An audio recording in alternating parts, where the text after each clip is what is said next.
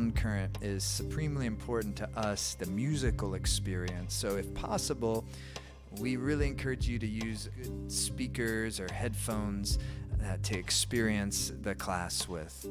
Second, if you have any pre-existing injuries, please take care of yourself, modify as you need to. Don't risk exacerbating an injury because of a yoga exercise.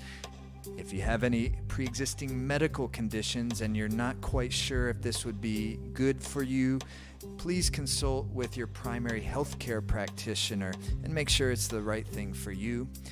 Also, make yourself relatively comfortable. You can use a cushion, and in fact, we encourage you in our seated positions, meditation practices, to use a cushion. It helps lift the heart up, keep the spine straight, and it's more ideal for the flow of energy in the body and for the meditation experience. You can even be sitting in a chair with feet flat on the floor for those of you that are unable to sit in a meditative sitting posture on the floor. Just use a chair, and for many of the exercises, that will work perfectly fine.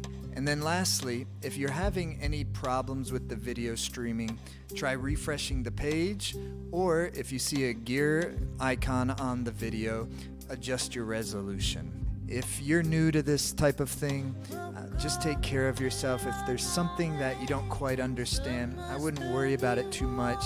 Everything that needs to click will click after a few times of trying it out. Enjoy the experience. We're about to get started in just a moment.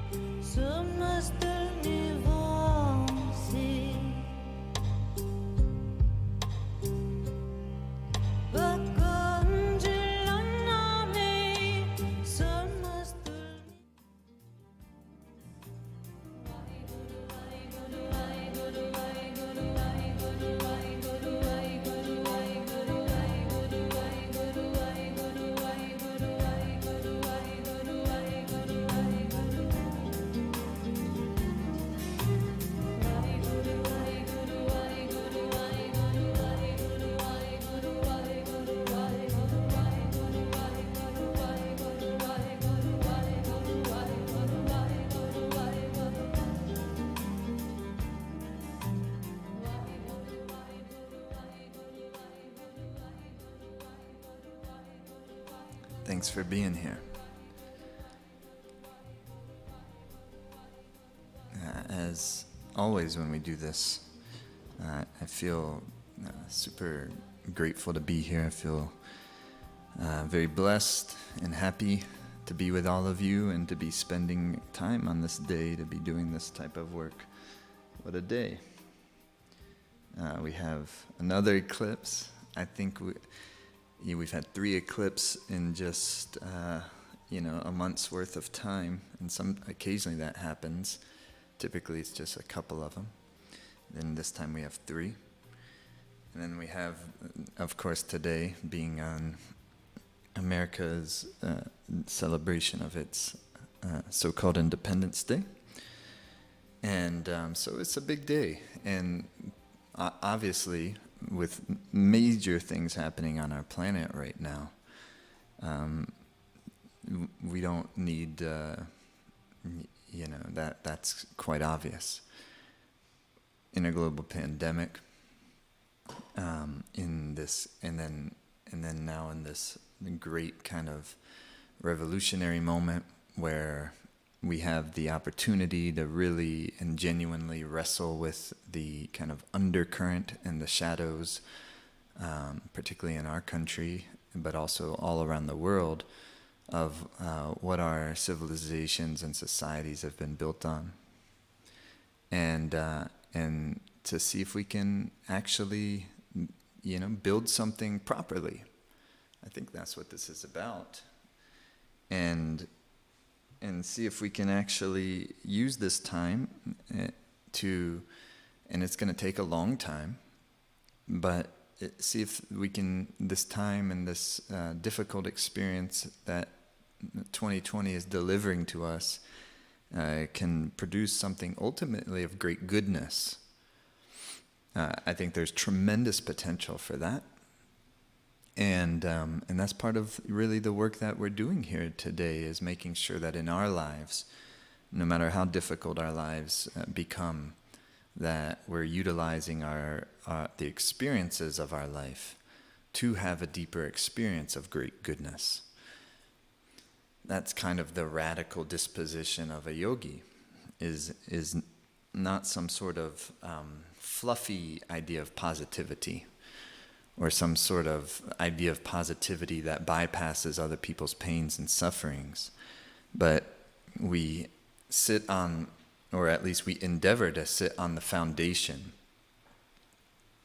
of our lives that allows us to see whatever it is that is coming to us in our lives, whether it be pleasurable or painful, to be ultimately positive in the sense that it is helping us to experience what we really are.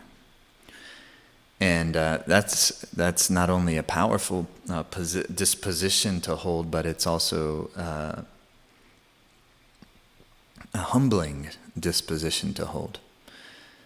We're not coming from the place that like we've arrived in any way, shape, or form, but in fact we're coming from specifically the place that we have not yet arrived. And therefore that helps to keep our sense of self-importance in check. Because we tend to, and it's easy to, swing between the polarities of really kind of profound insecurity to profound narcissism. And we would rather not be on either sides of that polarity, but rather kind of find the in-between space where that's where real goodness can be found and genuine self-confidence can be found. And it's not self-confidence that's built on some sort of false foundation, meaning I feel a sense of confidence because of any particular thing that will one day deteriorate away, whether if not in this lifetime, at the time of my dying, at the time of death.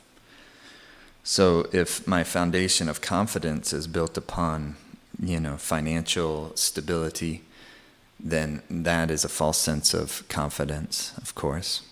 If it's even though built on I have a beautiful family, and now that's helpful, these are helpful things. It's not a negative thing to have financial stability, to have a beautiful family. They help us because they help us to have an environment in our lives which we can then more easily cultivate the true sense of self-confidence, the true foundations that will give us self-confidence. Does that make sense? And that's what this is the Dharma warrior work, really. And that's why many of us very much feel called to fight and to stand up for social justice, because ultimately what that's all about is helping all people to be able to cultivate an environment that will allow us all to generate this deeper sense of self-love, this deeper sense of self-confidence, this deeper experience of autonomy, to where then we truly will have the opportunity to create a magnificent place on the planet Earth, a magnificent civilization, societies built on wisdom, built on true love, genuine love. And out of genuine love comes genuine compassion. And what makes it genuine is it's when it doesn't have a bias. And so that's what each of us are practicing in our lives, and when we take on this kind of what I often call this Dharma warrior work, meaning my what we could think of as ordinary love, ordinary compassion, is that I feel love towards those whom I resonate with, but not so much towards those whom I don't. I feel compassion towards those who I resonate with, but not so much towards those whom I don't.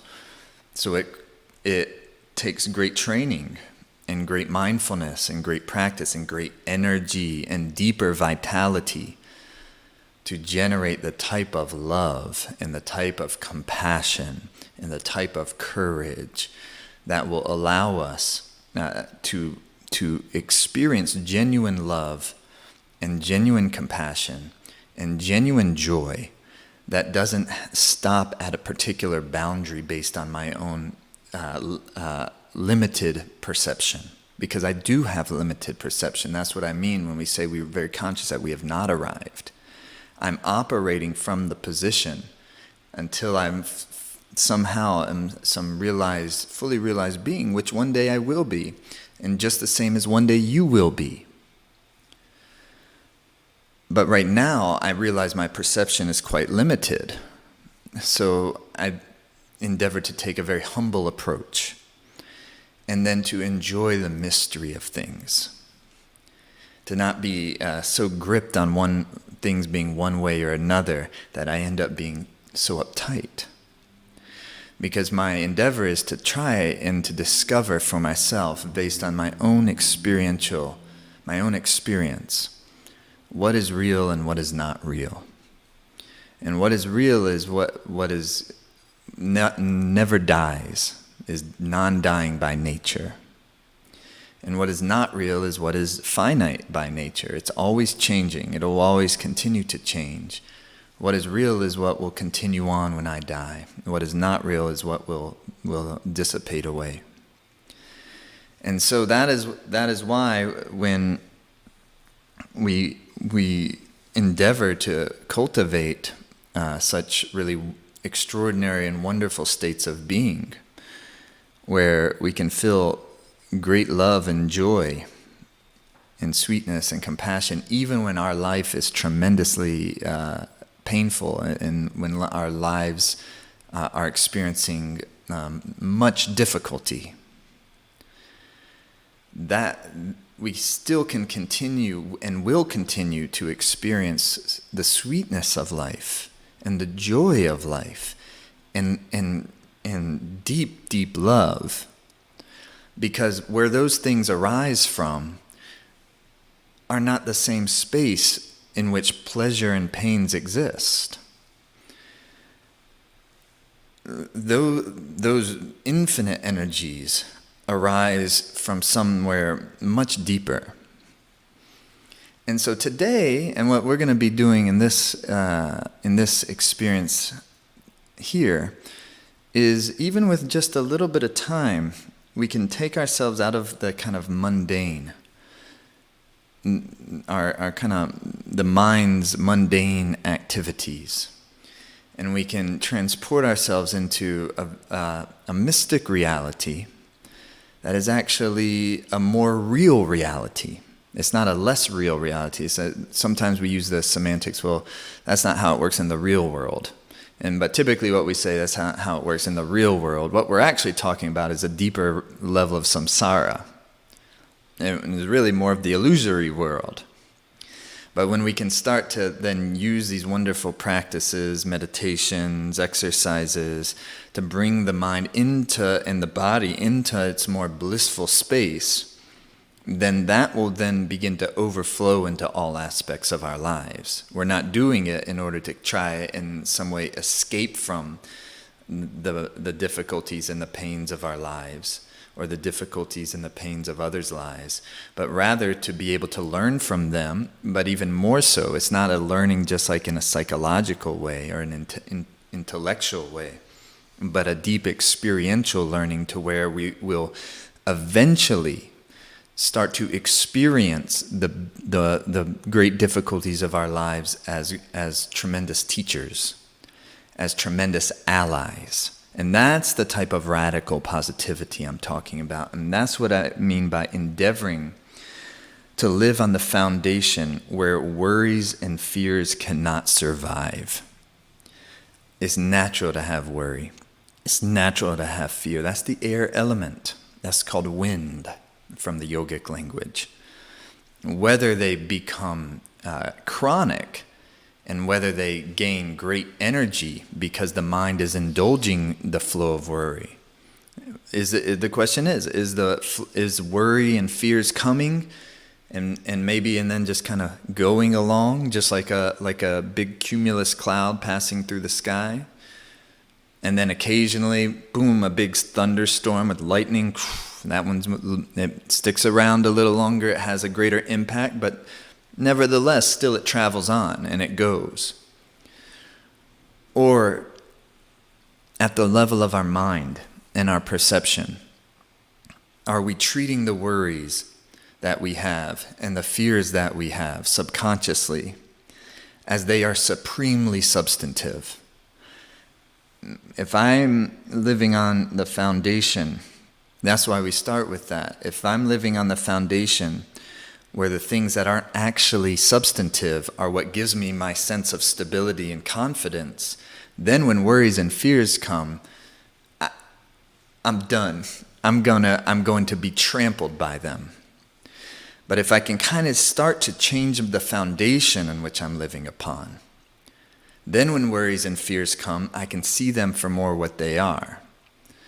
But if my ego is so strong, my sense of what I am is so strong, and my opinions are so strong, and this and that, at some point that foundation is going to crack right in its center. And it will likely, if this is a moment where right now on the planet Earth, where the foundations of millions and millions of people, their foundations or their sense of foundation has been cracked right up in the middle of it. And that causes tremendous worry and fear and instability. And some folks are lashing out, trying to seal that crack in the foundation. And things have become so powerfully polarized, where it's like on both sides of the things. But that's how magnetism works when transformation is taking place. Do you know that about how, like a cell, what do you call that, mitosis, where a cell divides? Where at first you have the chromosomes are all kind of like scattered about in a cell.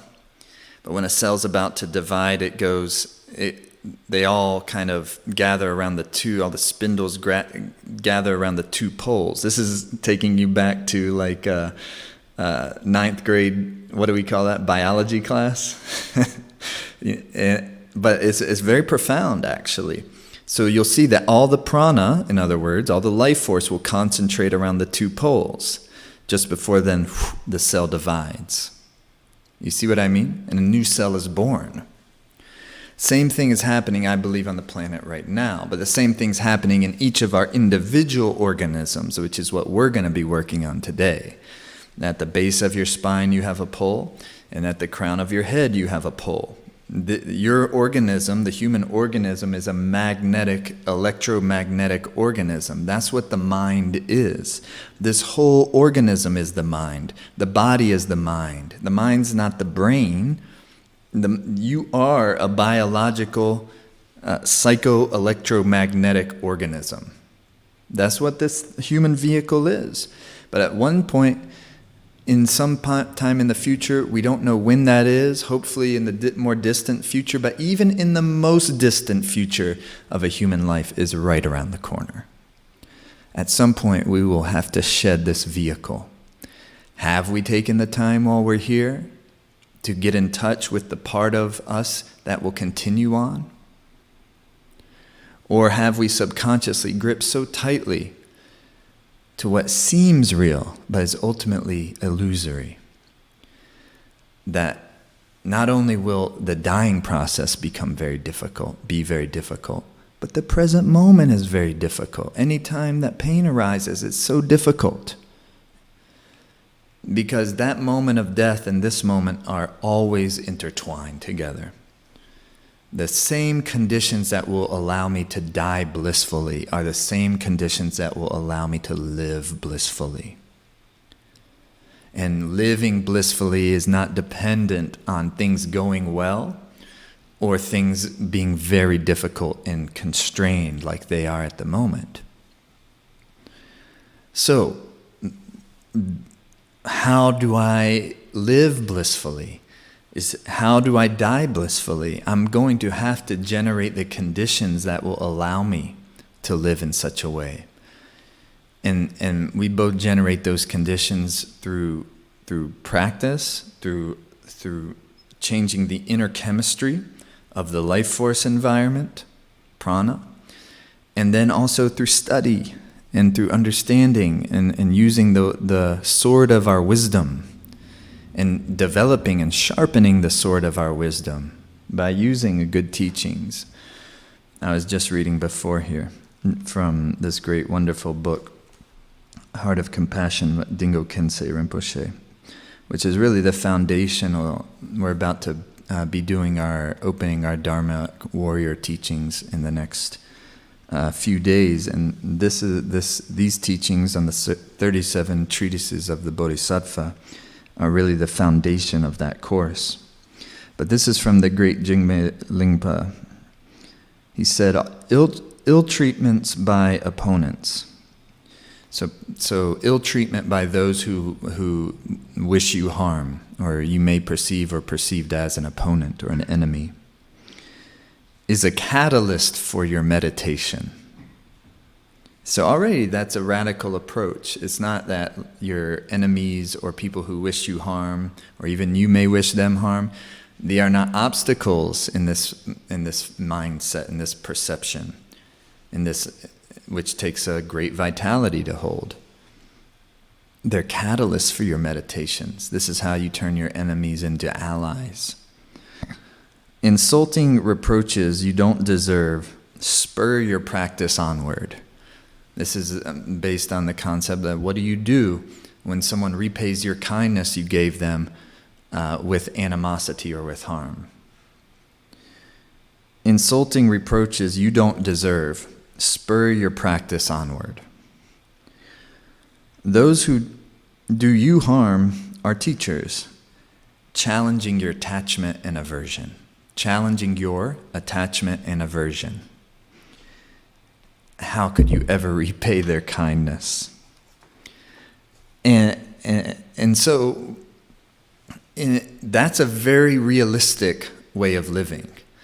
But it's only realistic if we learn to repattern and reprogram that which generates our mental and emotional habit. And that's what the practice of Kundalini Yoga is all about. When used well and when used wisely, is about repatterning and reprogramming the habit so we can hold a greater disposition that will allow us to very genuinely live blissfully, very genuinely live more happily. And from that genuine sense of confidence, very naturally we'll have a great sense of what we're here to do. And when we have that great sense of genuine purpose, then when worries and fears arise, we're able to feel them. We're not tripping in this acting and creating some spiritual, facade like we don't feel them. We feel them because even worries and doubts we're experiencing in a benevolent fashion. But then we'll forget, and we'll trip, and we'll lash out. But then the next day we come back, and we go like that, and we do the thing, and we center the life force, and we bring ourselves back to the goodness of our center. Because over the day, our life force may have gotten dispersed, and the mind started and everything started getting frantic, and the vata, the arrhythmic energy of life, became high within our mind and within our body. And we lost the goodness of our center. But then on the daily, we bring it back. That's what Life Force Academy is all about. On the daily, we bring it back. Till eventually, the goodness of your center will gain such a stability and such a vitality that it will be less likely to go off its center. And it will more consistently stay in your true center of power. And your true center of power is when you're connected to what it is that actually gives you substance. And what it is that actually gives you substance is beyond any words able to express it. That's why we write poems. That's why we make art. That's why we sing songs. That's why we create music. And so today, our endeavor together is to enter into that space that is too difficult to express with words, and to experience the sweetness of it, each of us individually, even if just a touch. And just a touch of that goodness will last you and will keep you going. and will inspire you to keep going. And that's how it works. So it's building a magnetic energy, a magnetic field, a good flow of prana, to where our life force is more concentrated in its center. And when our life force is more concentrated in our central nervous system, as opposed to being in the periphery of the organism, where we're talking, and we're thinking, and we're spinning, doing the same stuff over and over again, regardless of our better intent. That life force then centers from the periphery into the central nervous system. The intuitive mind will be supreme. And if your endeavor is there, the heart of compassion will open. And you'll be able to tell the mind when it starts its worrying tendency. You'll be able to say, stop it. And you'll be effective. And you'll be able, then the worrying may arise again, and you can feel it just well because you'll be able to feel it well, because no longer we're worried that by feeling our worry, is it going to snowball and send us in a tailspin? But rather we feel it, and we feel compassion. We feel compassion towards ourselves.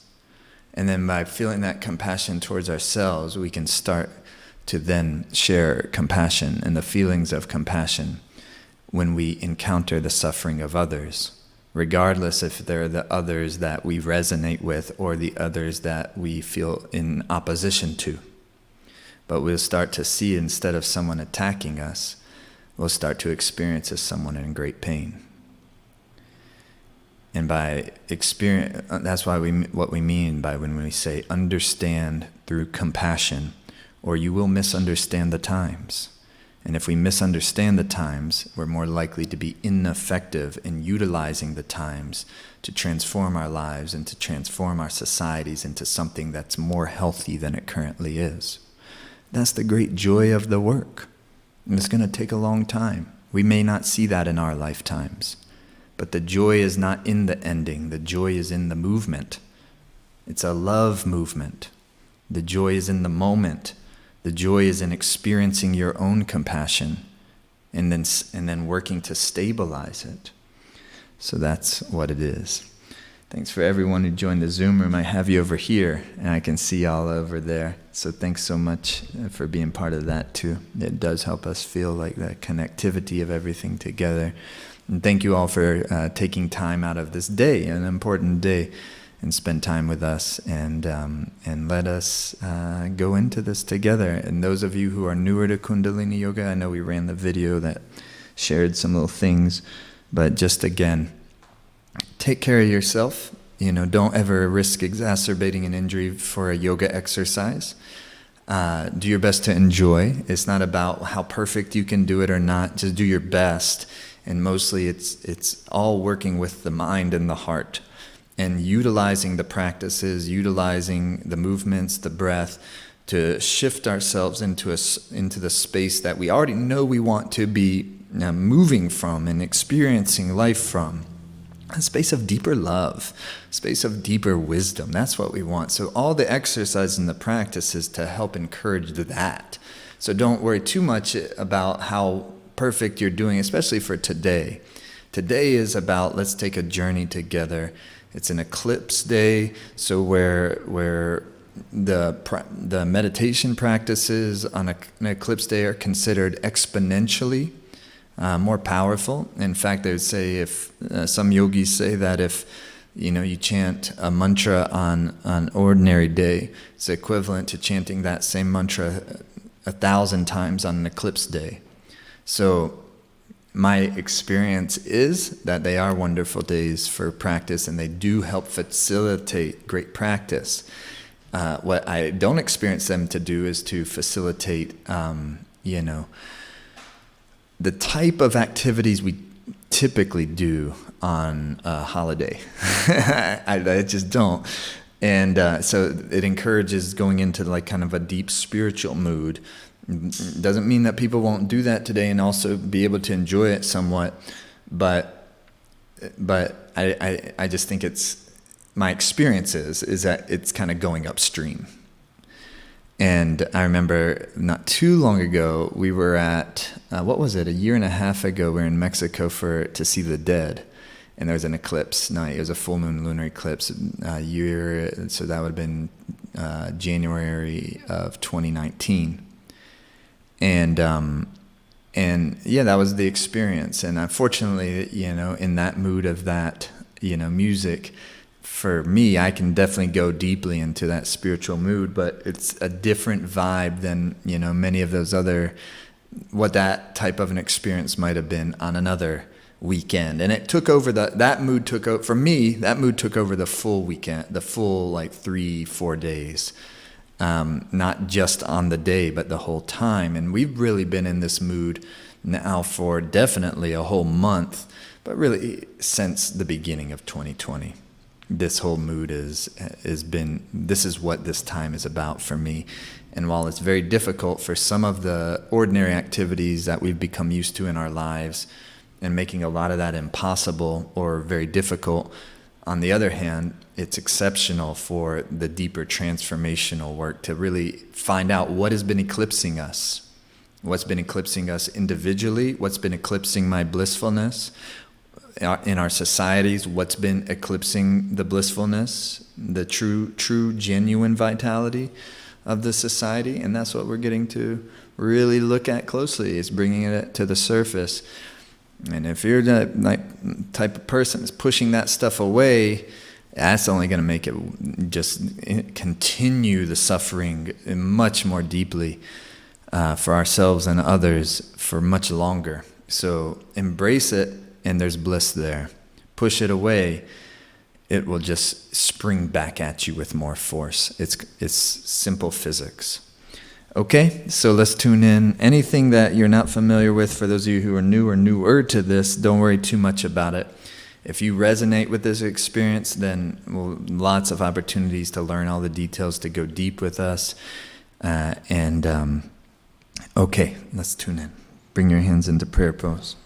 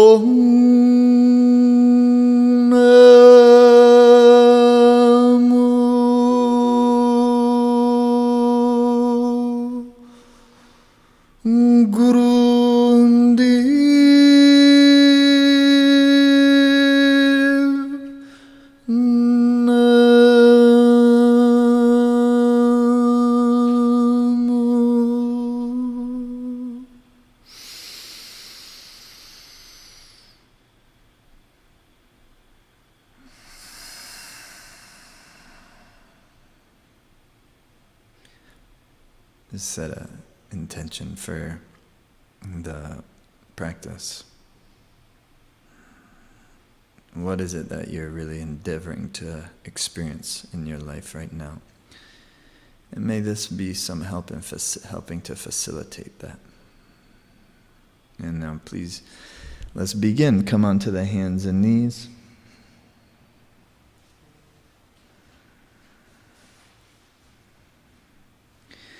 And you're going to be inhaling, the head is coming up, and exhaling, the head is coming down. Creating a nice smooth rhythm, and go your own pace. There's no real pause between the two positions, cat-cow.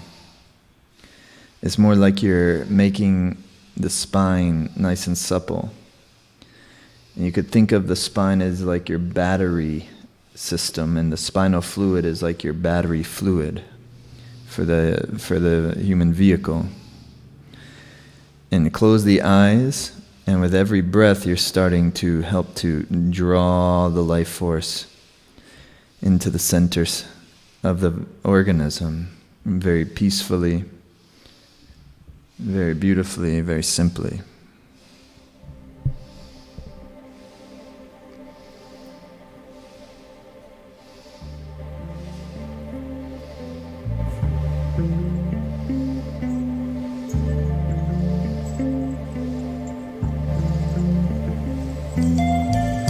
And keep going, through the nose breathing.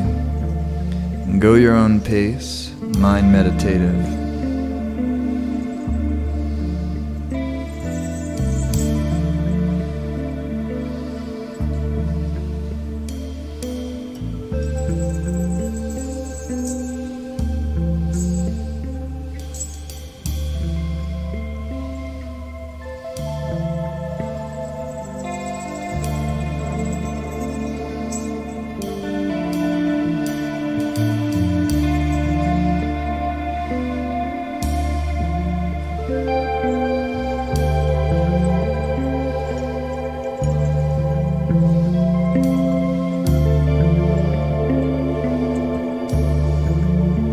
And now continue deeper the breathing.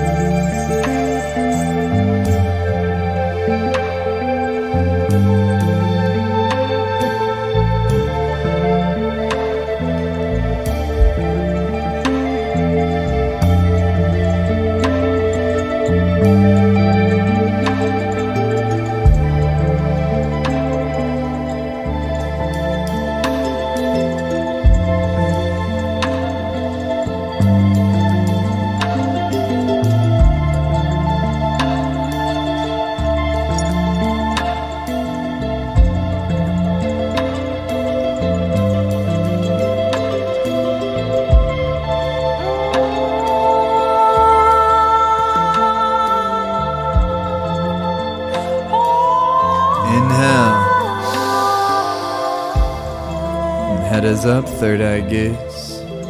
And then exhale, head is down, push the breath all the way out. And beautiful. And come sitting up on the heels. Hands will be on your lap. Chest is out, chin is in. And inhale, lift through the chest. Exhale back. Nam, sit, nam, like.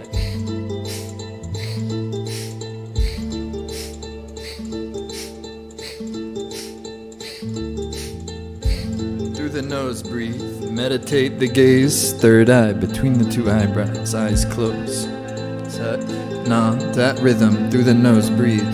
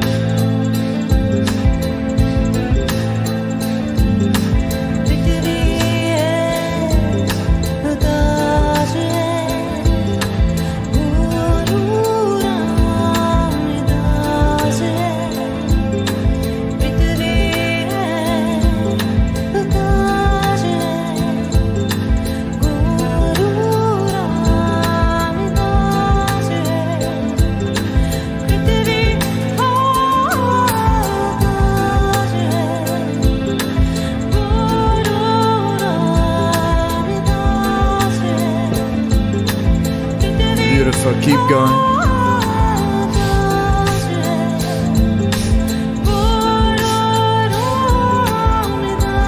And now deeply inhale.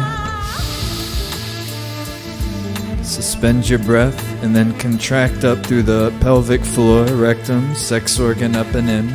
And then draw your navel below your belly button. Draw the abdomen in. Lift out through the chest, gaze through the third eye. And then exhale. Beautiful. And come back into easy pose.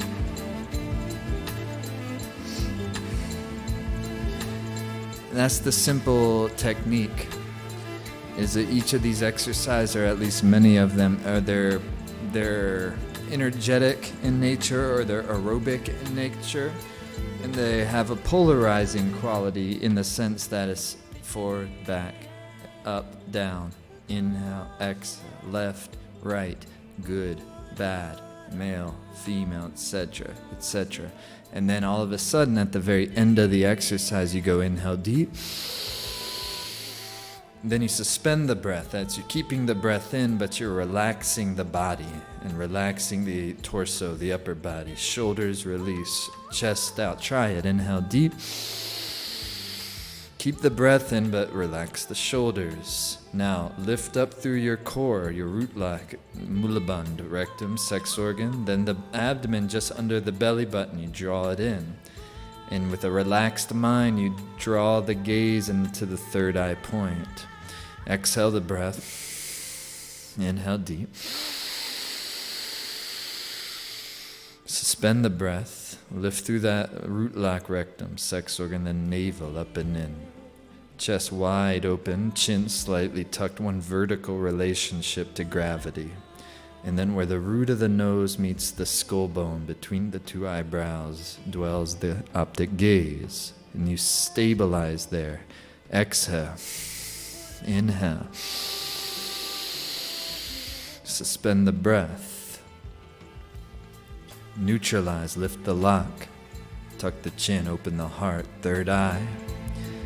And I'm taking myself out of the way, coming into a space of emptied neutralization. Exhale, relax the breath. Open the eyes. Emptied neutralization. In other words, endeavoring to be more like a vehicle, like a good vessel, with this sort of deep understanding that there's a great intelligence, a love intelligence that animates all of life. And so I'm endeavoring to be a good vessel for that. And I know that I'm just an okay vessel, but I'm becoming better and better, and thus I'm becoming happier and happier and more helpful in life to myself and to others. And so therefore, it's a beautiful process. So it's that neutralization of the psyche, but not just the psyche as something up here, but the whole body, breath, mind, magnetic organism being the psyche. Neutralization, suspension of the breath, concentration of the gaze. Where your attention goes, your life force flows, allowing the deeper intelligence of the mind and the body to harmonize and to help the vitality and to concentrate into the center, which it already naturally wants to do. We're just cooperative in helping that process to occur.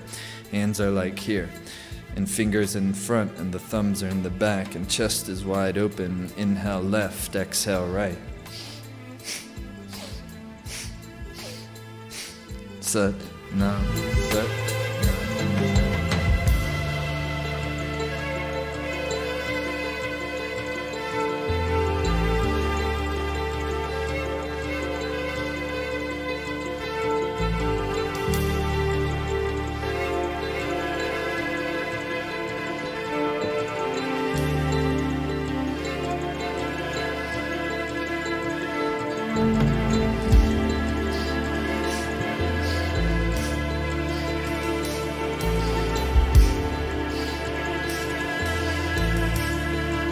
Keep going. Close the eyes. You're doing great. You all look great, beautiful, bright.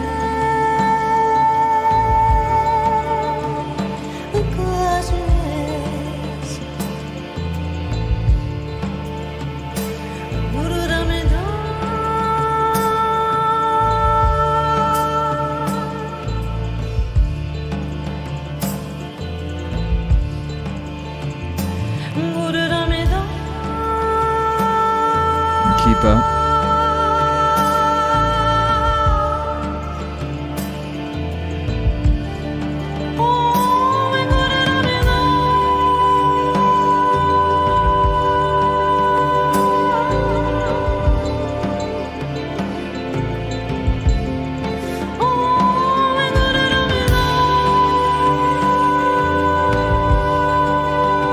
And inhale, center. Suspend the breath. And draw the gaze, lift the root lock, suspension, neutralization, emptied.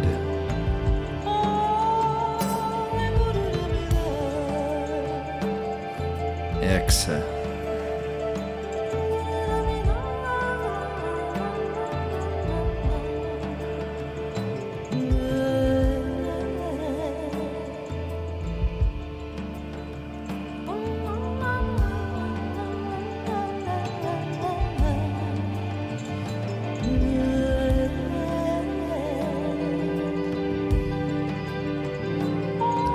Take the hands to the knees.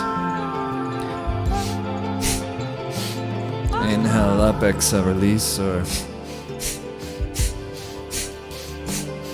lift up through the pelvic floor, rectum, sex organ. Keep the heart lifted, chin slightly in, and every exhale let the shoulder blades just release down the back. Mind relax, breath powerful, face relax, meditative mind.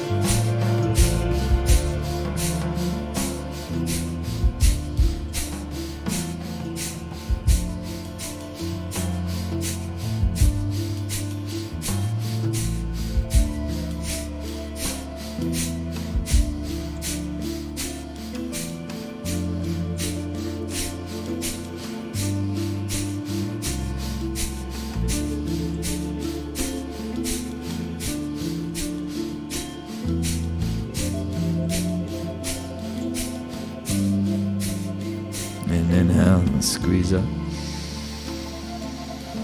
And squeeze the tension out. And squeeze up. And exhale, release. Beautiful.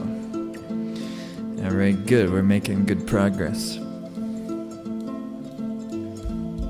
Stretch the legs out wide for just a short exercise. And your feet will be flexed. Inhale to the center, turn to the left, exhale down. Inhale back up, turn to the other side, exhale down. Feet stay flexed. Every inhale, deep breath, fill the lungs.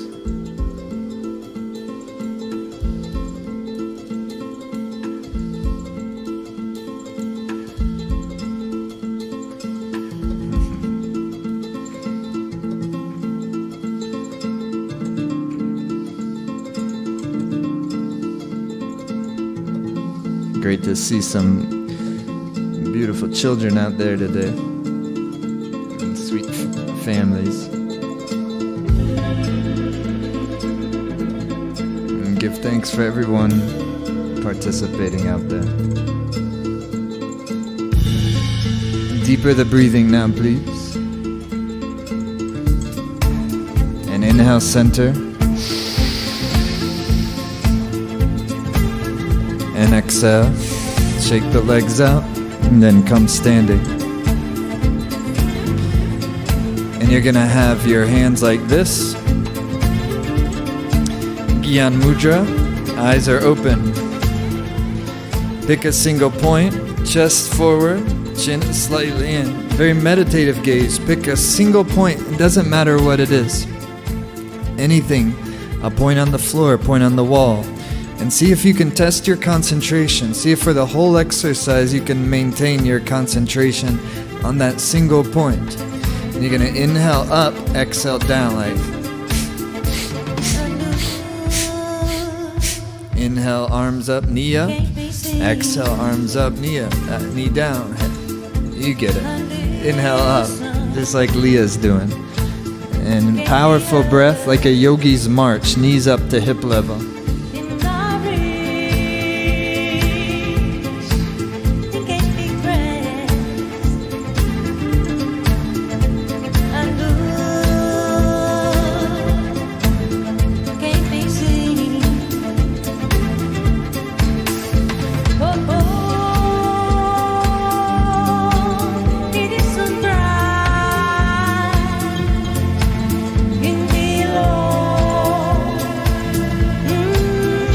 Rhythmic breath, come alive, all the stagnant energy, lethargic energy, the apathy in the body, move it with the breath. Move your lymph, your blood. Over 80% of your immune system is in your lymph. Deep rhythmic breath.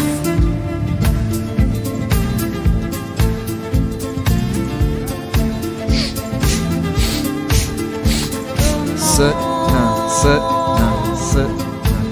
There's no beginning. Then come on. There is no way. You can't know where. But you can be at ease in your. Amazing, keep going.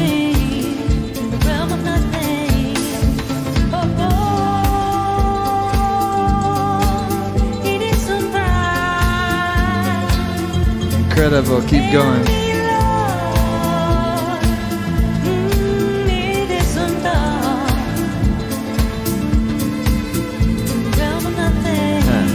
And inhale, stretch up. Beautiful, relax. Fantastic. And then the legs come out like Leah's doing here, and then the arms out, fingers are firm, palms facing down, chest wide open. You're gonna inhale here and then exhale down like so. Then you use your core to lift you on your inhale, and engage your core to inhale and lift you up, and exhale down like a life force windmill. Every inhale, fill your lungs. Come alive, breathe. Deeper the breathing, please.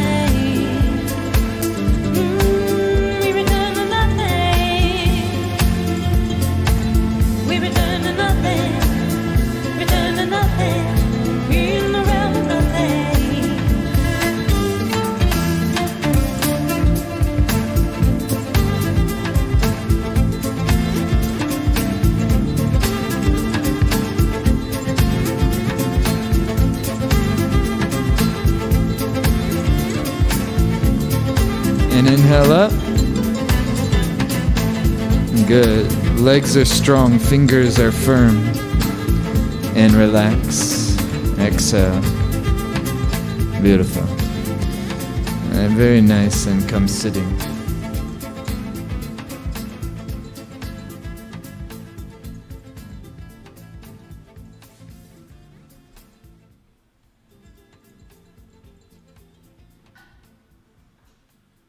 I'm gonna have some water.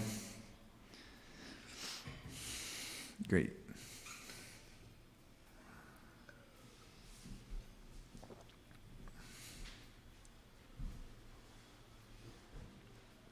I'm really grateful for all this stuff. I would not want to, it's just wonderful to have the tools that, we can stay vital no matter what's going on.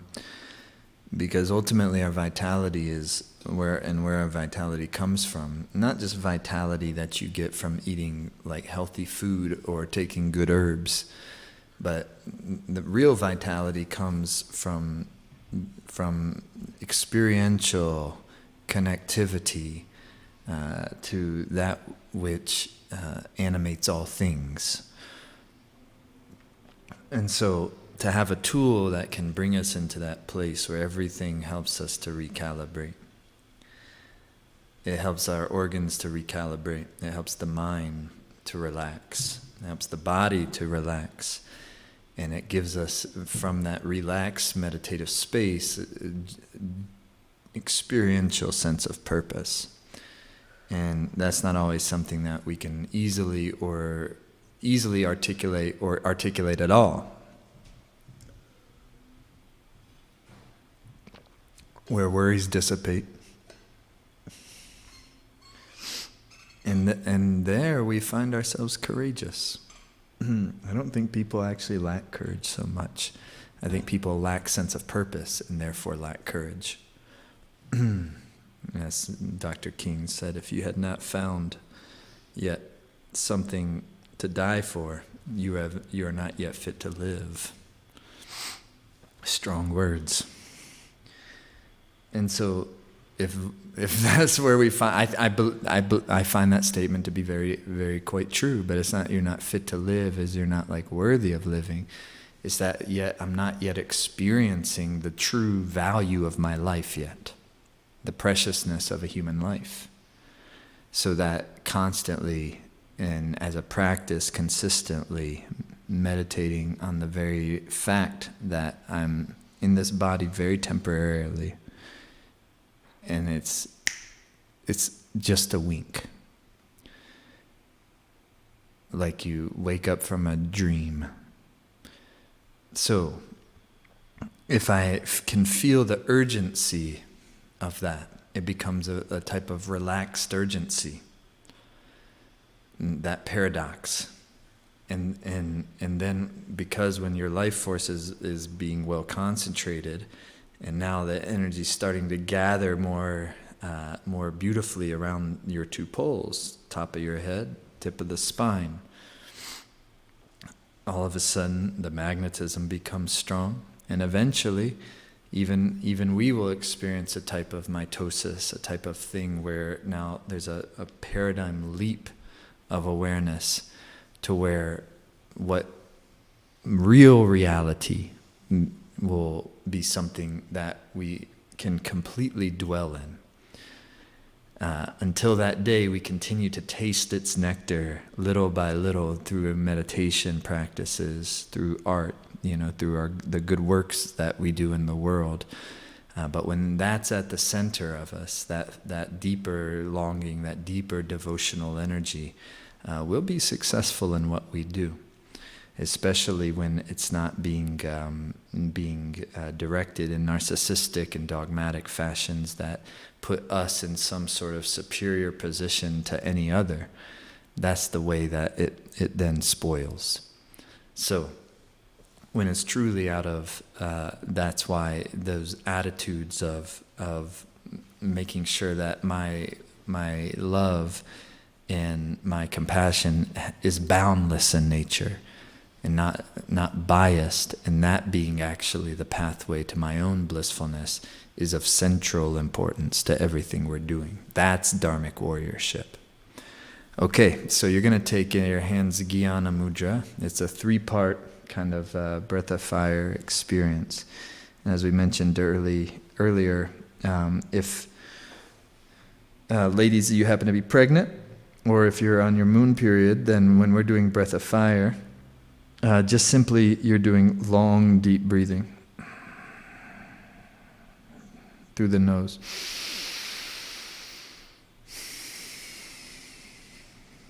Okay? Otherwise, it's an equal exhale and inhale, but down like so, on your knees. And so it'll be like a, so just you have a negatively charged life force, positively charged life force. Exhale, inhale. You have negatively charged mind, you have positively charged mind. When that life force is out in the periphery, and it by definition, it becomes arrhythmic, non-rhythmic, and erratic, and quickly moving, and then the vitality of the organism has to work harder in order to maintain its content. You see, that's the whole notion, the whole reality is that everything is, nature is endeavoring to maintain equanimity. But I need to make sure I'm helping to generate the conditions and where that can take place at deeper and deeper and more substantive levels. So when my life force is out in the periphery, it's going to be non-rhythmic, arrhythmic, quick-moving, erratic. Polarization, excessive negative mind, always defensive. Excessive positive mind, bypassing. Whereas when the life force neutralizes, life force becomes rhythmic, steady moving, beautiful stream of energy. Mind becomes relaxed. The organism experiences a deeper contentment. Then very naturally, because we want to experience deeper love and compassion, we begin to. And that's why we generate the condition. So you're going to be equal.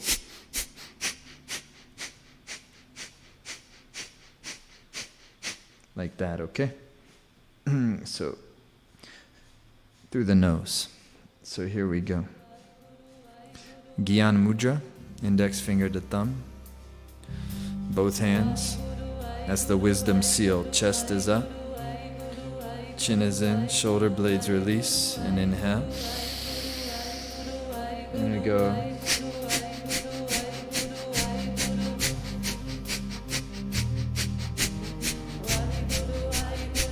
You can do it slower if you wish, but it's a nice rhythm.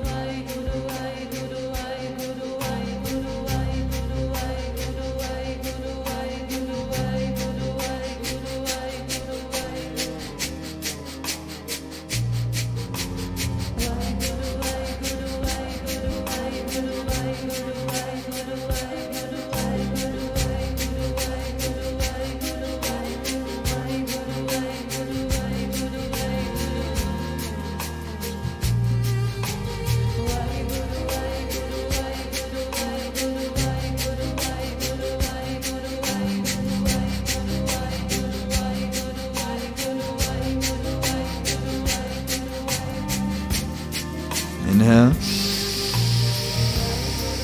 Suspend the breath. Third eye gaze. Exhale. And bring your arms out. Palms facing up.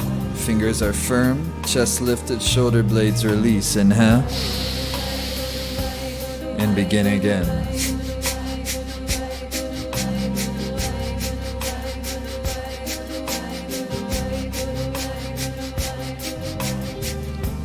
Form a T-square, vertical spine, arms out, horizontally, fingertip to fingertip.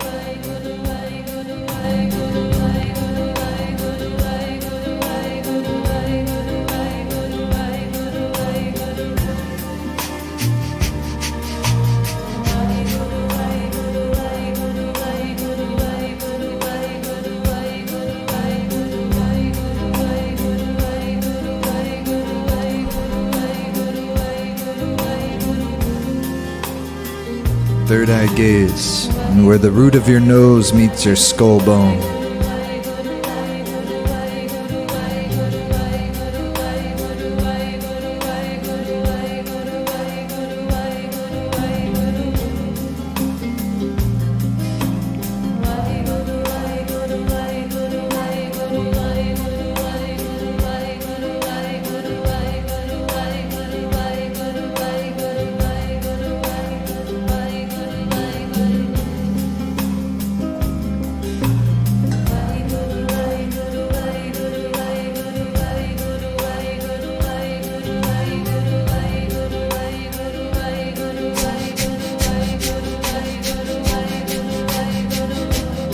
And inhale deep. And exhale. And final part, press the palms, prayer pose. And press with a good firmness, knuckles of your thumbs into your sternum, lift through the chest. Chest lifted, shoulder blades release, chin slightly in. The triangular gaze of the third eye, two eyes into the single space of the third eye. Inhale deep.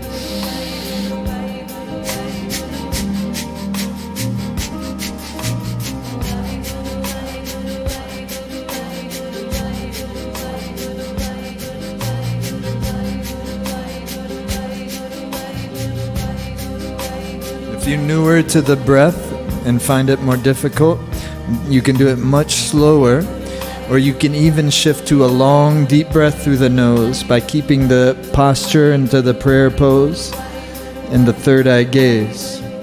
Otherwise, keep going.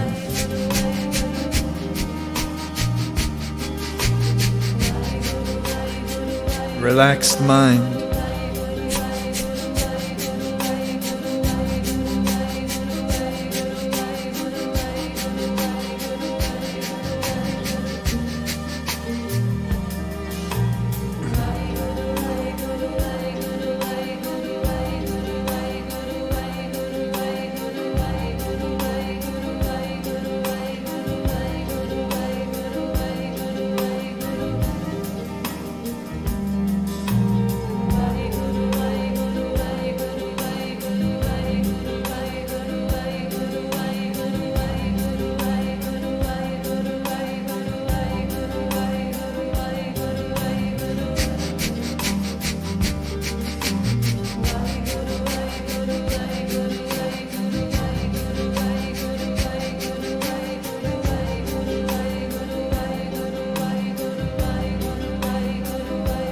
Inhale deeply. Suspend the breath. Lift up through the rectum, sex organ, navel. Press the palms firmly. Gaze into the third eye.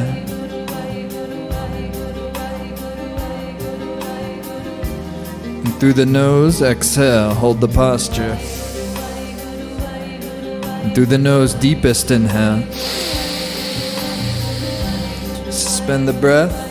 Release the shoulders, lift through the root lock. Third eye.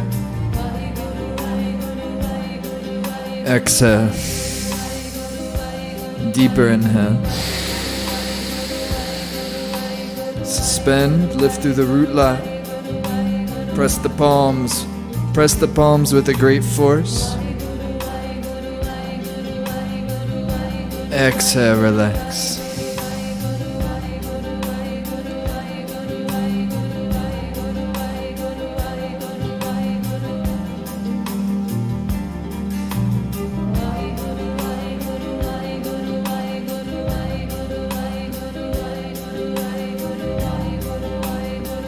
Beautiful. Okay, now we really get to work for a few minutes. This eclipse on the individual level is very much about up-leveling. Using this day, using this time period to up-level. That means physically, emotionally, mentally, spiritually. Okay, so you're going to come onto your back. So just do your best. These are incredible exercises to generate deeper energy, deeper vitality. But they take practice. It takes practice. But just do your best. You're going to be on first exercise, stretch pose. And Leah, can you just demonstrate real quick, stretch pose? Like that. Head is up 6 inches. Legs are 6 inches. Toes are pointed. Eyes on the toes, and it's the same breath.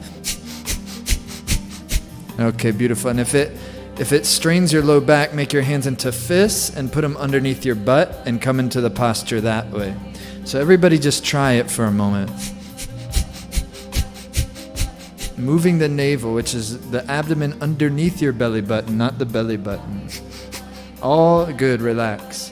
All 72,000 channels through which life force prana, which is magnetism, flows. is just underneath your belly button at the navel. When you're in the womb, your life force was delivered via your mother, via the umbilical cord. But once that umbilical cord is cut, then now the life force is from the navel center of the pranic system, and that. So the access point of that is when you're moving, when we say move the navel, it's underneath, just underneath your belly button. It takes practice. It's the digestive power. The navel is your starting point for this work. Okay, first take a deep inhalation.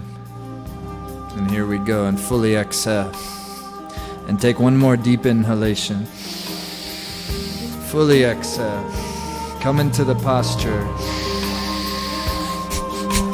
Breath of fire. Powerful breath of fire. 60 seconds. If you're not able to do 60 seconds, you will rest, and then when you can come back, and until that 60 seconds is over.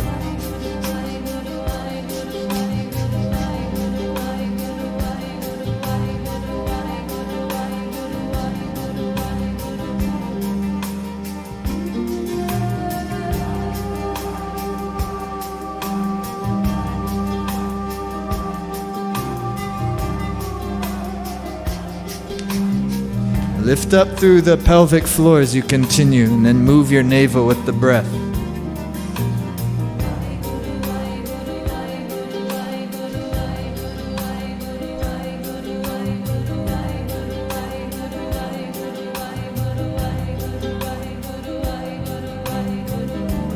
Hold the posture, inhale deep. Pull the navel in deep. Lift through the root lock, rectum, sex organ. Now draw the navel in deep so it shakes. Deep, deep, relax.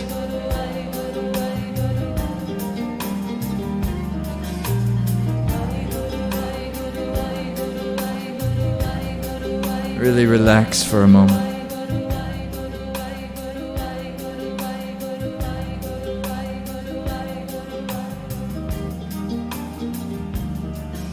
Beautiful job.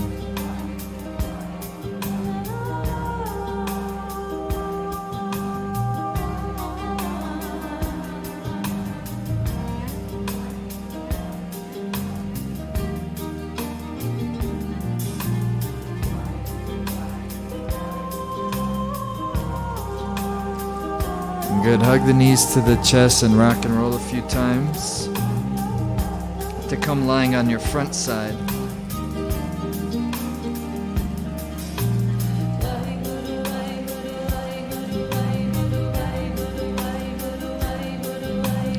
And you're going to reach back and grab your feet. And again, just do your best. And bring the forehead to the floor.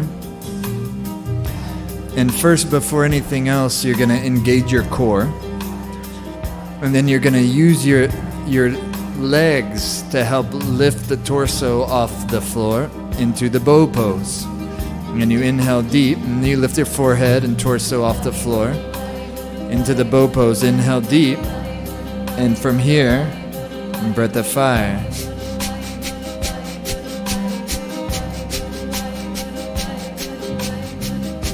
And then draw your gaze into your third eye.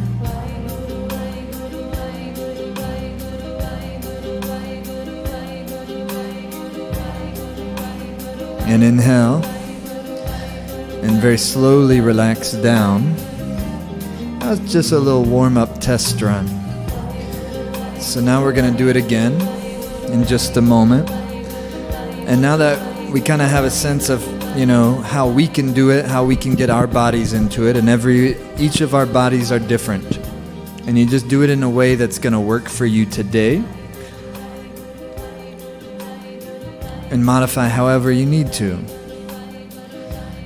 But when you're in it, it's then bringing the third eye gaze, heart open, and listening to the breath, concentrating on the breath, and working with the energy system. And so grab the feet, and then fully exhale. Use your core strength. And then the legs to help lift you into bow pose. Inhale deep. And breath of fire, go.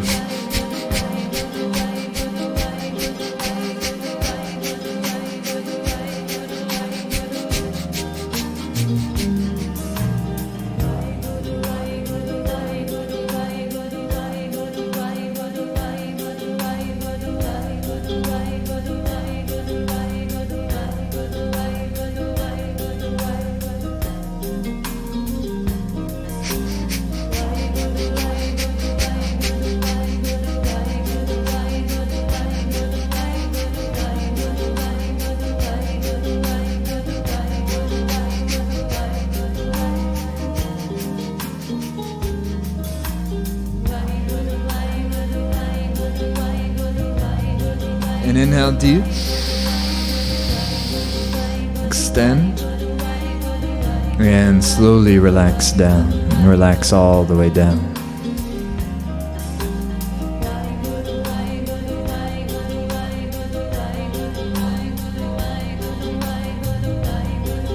Beautiful.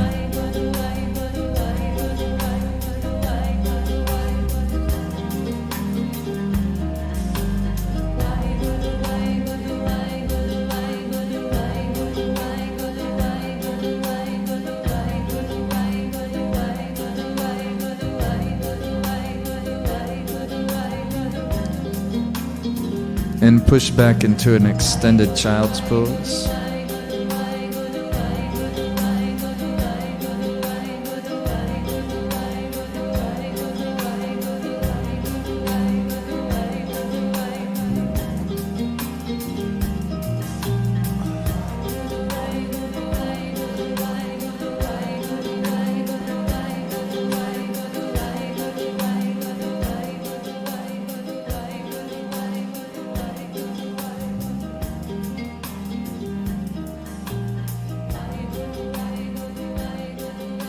And then come make your way onto your backs.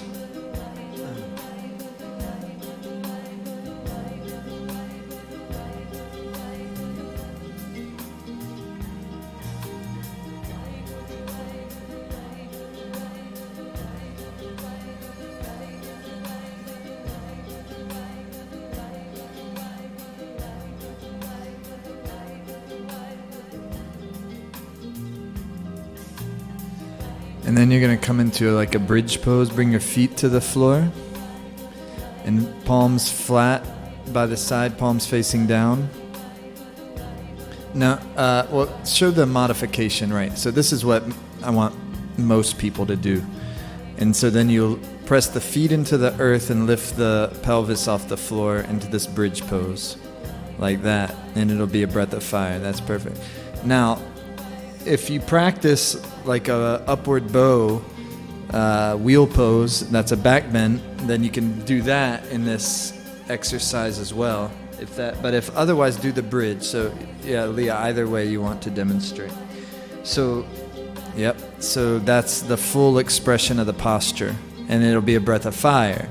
Only do that if you're already practiced in that. It's not something to just jump into. Okay, feet flat on the floor. And then come into the posture, bringing the pelvis off the floor. Inhale. And then powerful breath of fire. Powerful breath, relaxed mind.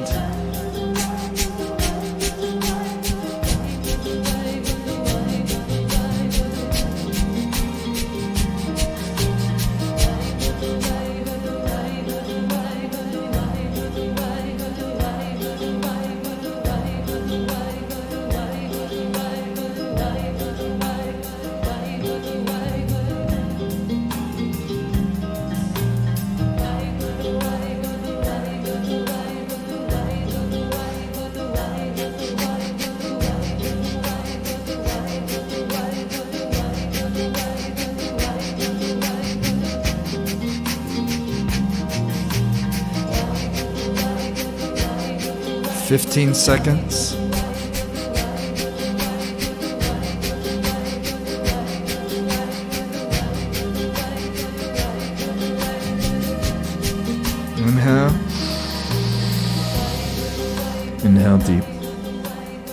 And very slowly relax down, exhale. And then relax all the way down. Only one more exercise, and then you're gonna really relax.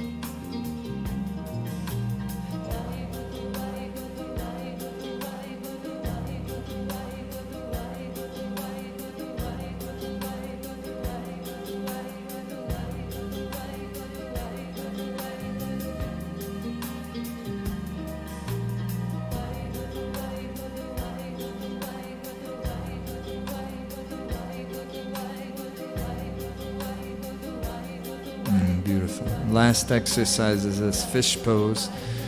You know this one, Leah? So you're gonna make your legs really strong, and then you're gonna come up on your forearms. Do you remember this? So it's kind of like, yeah, like this.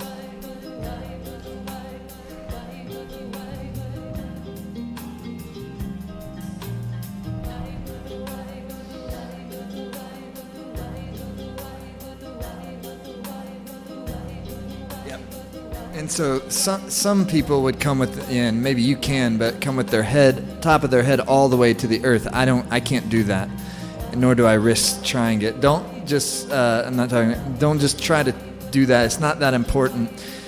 Especially if you have sensitive neck, you can do it with your chin tucked in, because you see the heart of this exercise literally is the heart center. So your legs are strong and engaged, and the whole idea is to lift through your chest. So first engage your legs, core, lift through the chest, and the chin can stay tucked in. If you have the practice, you can bring the head back.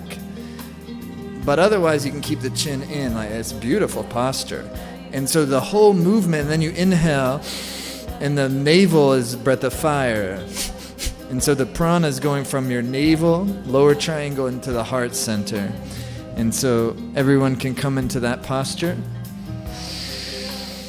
Good. Let's come into it proper. So everyone come down on the back. And then bring your forearms to the earth like that, like Leah is. And then make your legs strong. And then lift through your chest. And then either keep the chin in or bring it back, either way. And inhale deep. And begin, breath of fire. Powerful posture. Because all of our emotional reactivity is when the reptilian brain is overpowering the cerebral cortex.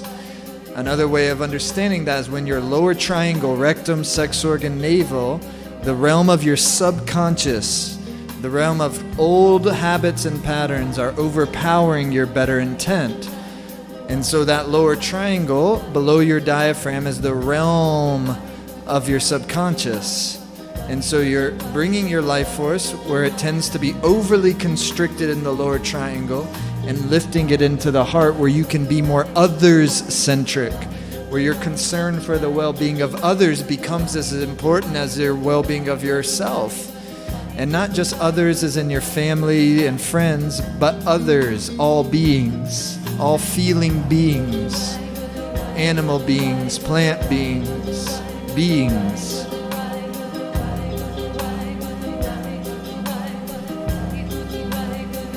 Powerful breath, final moments.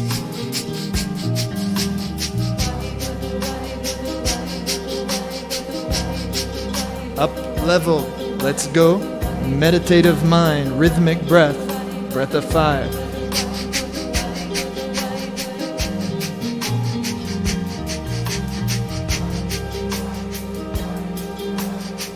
Inhale. Lift through the chest. Hold the posture, exhale.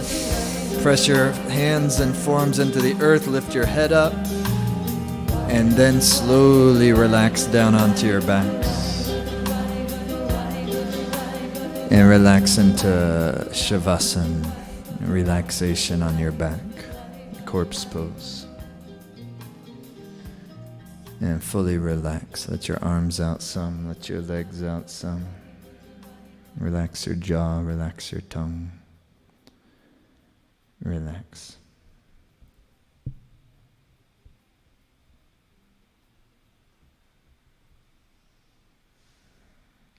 Mind relax.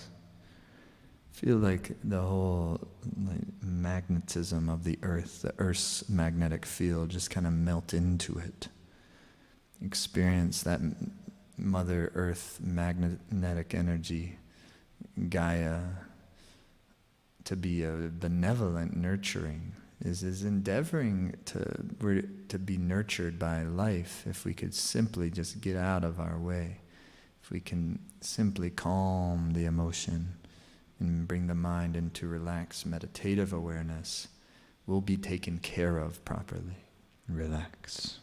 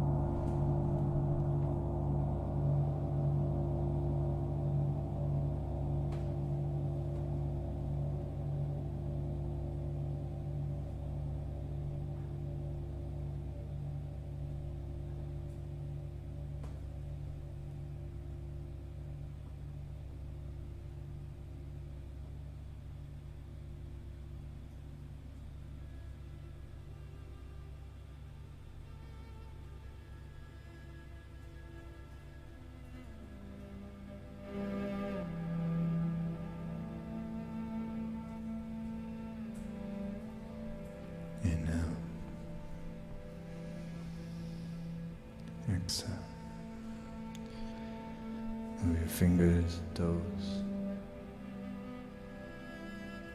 Rotate the wrists, ankles.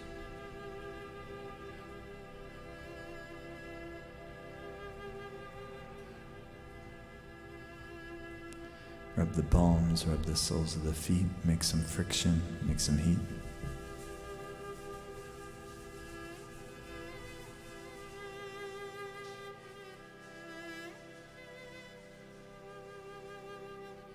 And then cat stretch each side.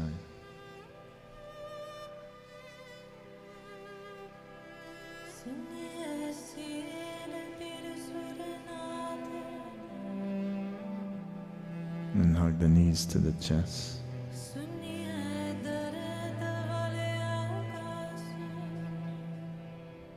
And rock and roll, come on up.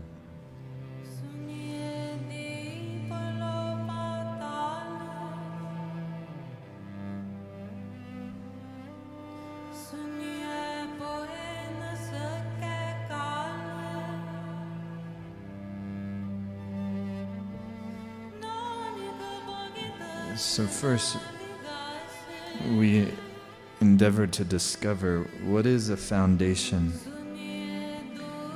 for our life that will allow us to experience that we are actually always being taken care of.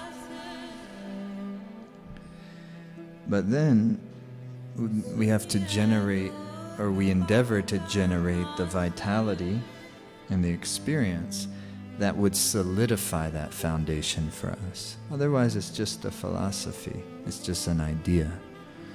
But then if we can investigate via our own experience, is this the case? And if that is the case, then there truly isn't anything to worry about, and yet the mind will continue its tendencies.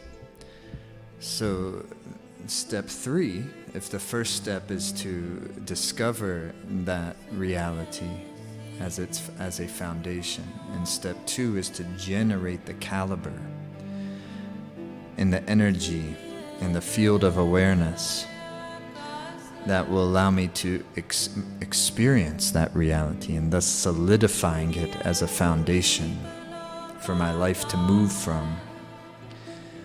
Then thirdly, I'll hold this spear of mindfulness at the gate of my mind, like drawing the warrior sword. So when worries arise, I'll meet those feelings of worries with equal force of compassion, self-compassion, others' compassion, and I'll be able to feel worry and not feel like something is wrong because of it. I'll be able to feel fear, but not on the other side of that fear feel some sense of impending doom, because there is no impending doom. And that will allow me to navigate my life in a more relaxed fashion. And that will allow those worries to pass through like clouds instead of staying. The last couple of days I haven't felt really good, like my body's difficult and my mind challenging. And today I feel all right. And that's the flow of life. But if when difficult situations arise, we consciously, or more likely subconsciously, are becoming resistant to difficulty, we feel some sense of an impending doom. It will magnetize our worry sensation and our fears. And that's how we do magnetize greater and greater doom, greater and greater difficulties. And so what we're going to do is use this glorious meditation to connect the subconscious, the old pattern, to the flow of the intuition, to the expansiveness of our awareness. And this is how we learn to draw the warrior sword, because you have pranic power. And when I have pranic power, it gives me mental power. When I have mental power, I can choose whether or not to indulge a thought, to indulge a feeling, to indulge an emotion. In ordinary circumstances, human beings don't have the power whether or not they're going to indulge that emotion or feeling. They just get trampled by it. So developing that inner force so you can choose to love more deeply. Gyan Mudra, the wisdom seal, like so. Chest wide open. Eyes 9/10 closed, just mostly closed, allowing a little light in. Then you draw the optic gaze, pituitary point, where the root of the nose meets your skull bone. And it begins a trinity breath, where it's a 2-stroke inhalation through the mouth and a 1-stroke exhalation through the nose. And I'll set the rhythm for us like this.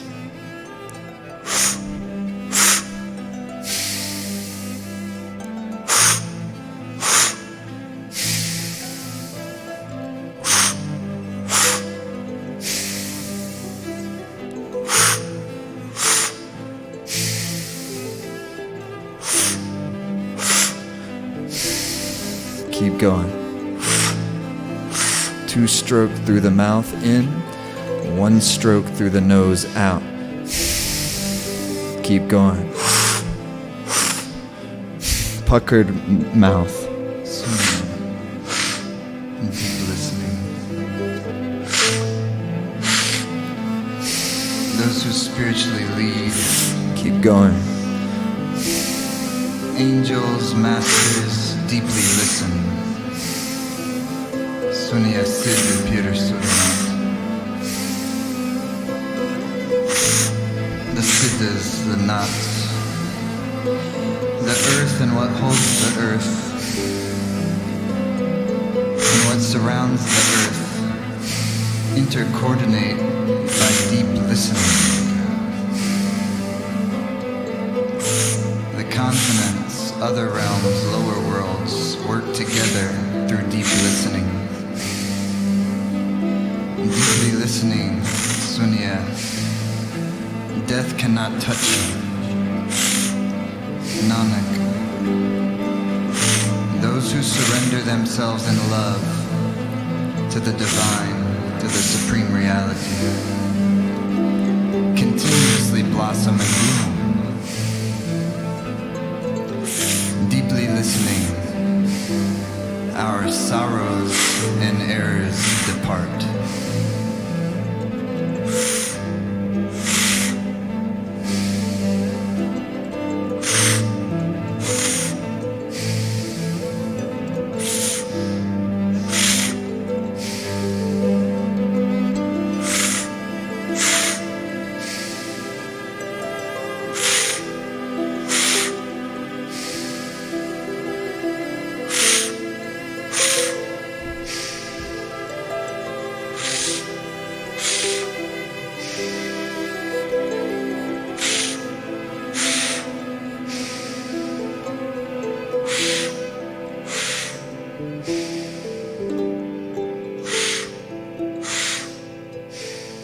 The posture steady.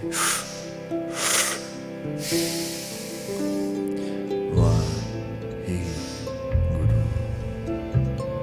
1, 2, 1. 1, 2, 1. 1, 2, 1. Keep going. 1, 2, 1. Like a statue, make your posture. Like some beautiful goddess statue, or some god, some transformative deity, some regal queen or king.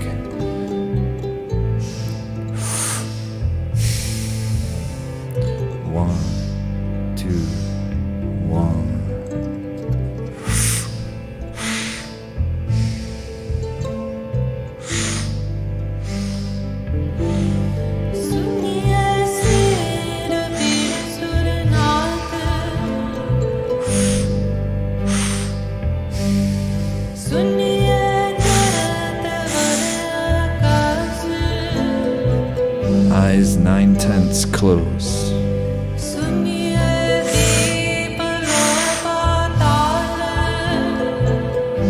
drawing the optic gaze into the third eye space,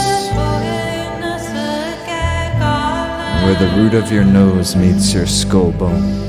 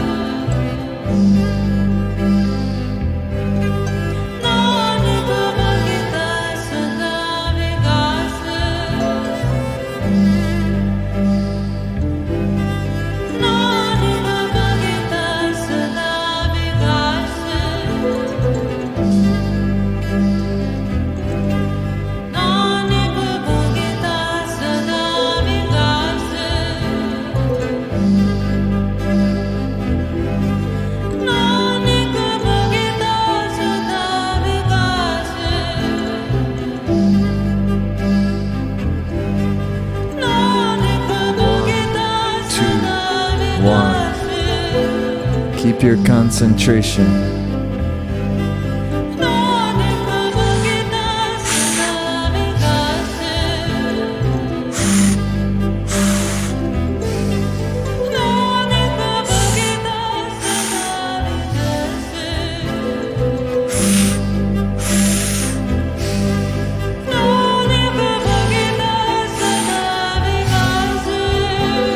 See if you can keep your gaze for the duration of the meditation. See if you can hold the posture steady without budging. You'll be tested. Keep going.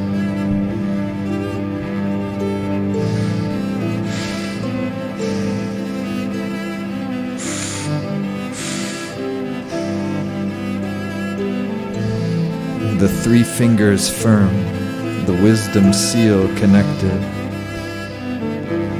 the heart wide open, the chin so slightly tucked, the shoulder blades release, the majestic third eye gaze.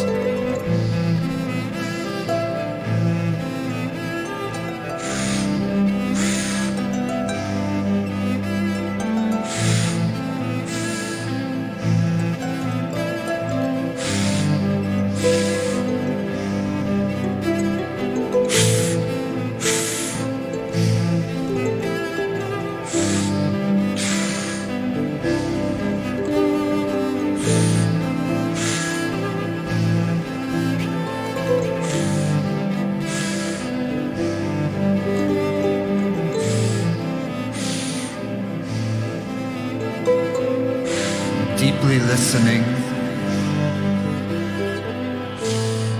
truth and complete utter contentment and genuine wisdom will be with you, within you,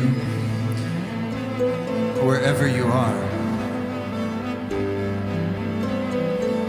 Deeply listening,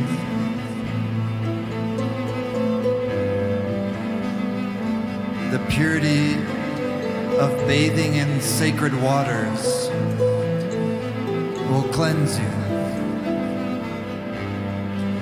Deeply listening,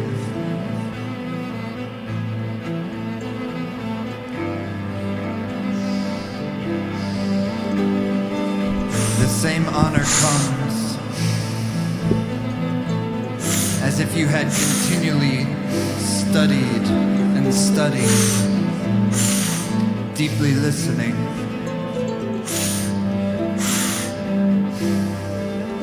You become in the energy of one-pointedness,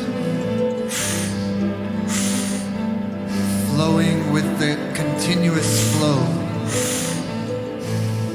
of the Divine Spirit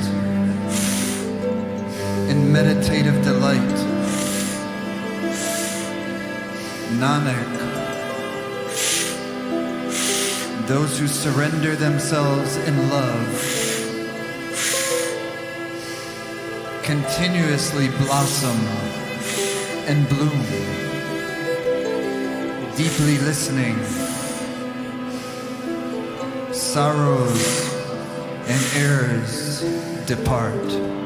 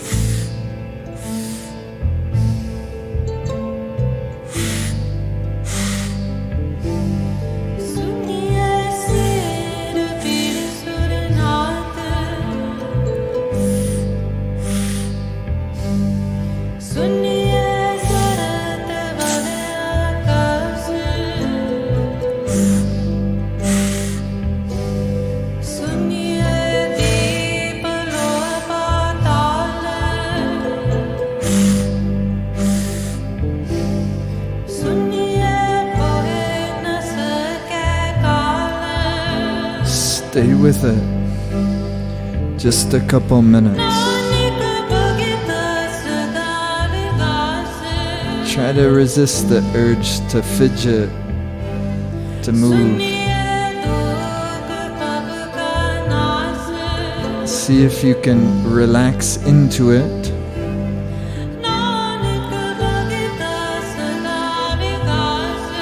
Keeping the posture steady and the breath strong. The mind concentrated and relaxed.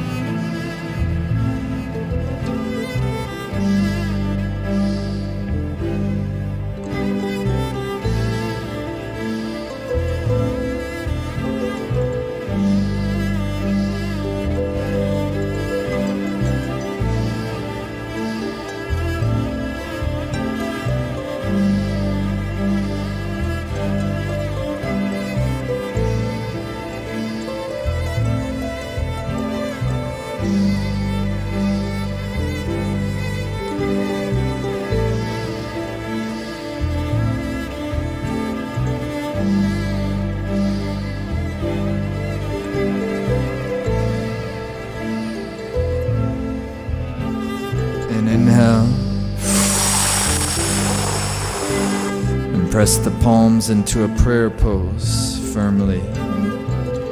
And bring all the pressure into the two hands. Lift through the root lock, rectum, sex organ. Gaze into the third eye.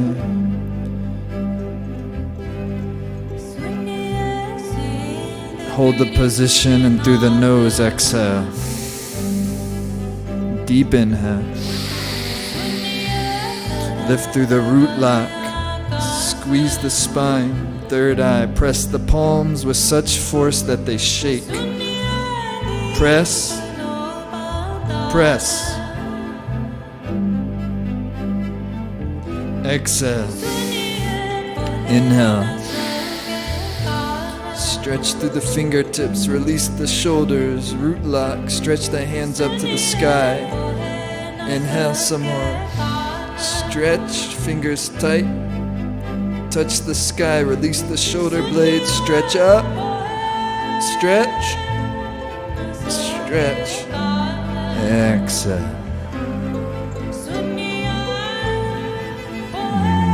Come into a meditative space.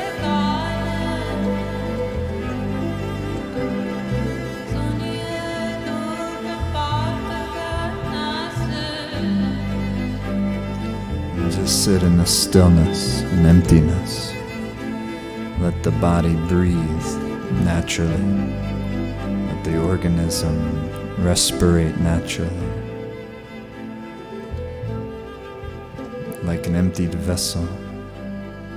And dwell in that space of the between.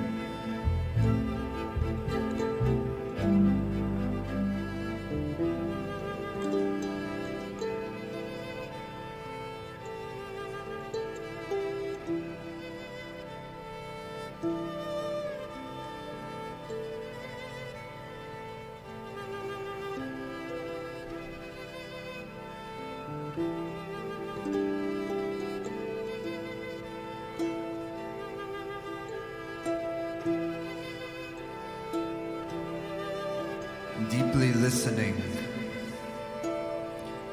recognize the ocean of virtues within you. Deeply listening, become in tune with spirit, perfectly balanced in your own humanity and nobility. Deeply listening, even blind, you will find your way. Deeply listening, understand the unfathomable. Nanak, those who surrender themselves in love continually blossom and bloom. Deeply listening, all sorrows or errors depart.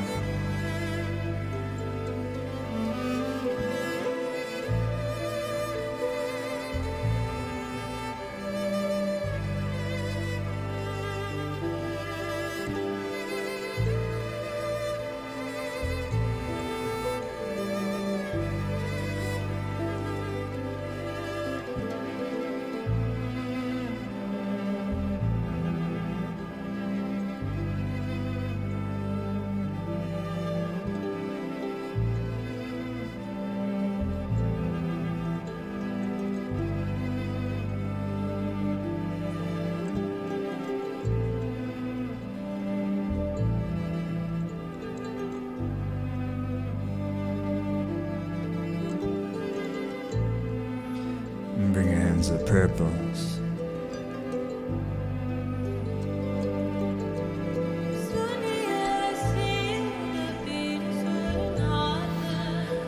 And think of someone whom you love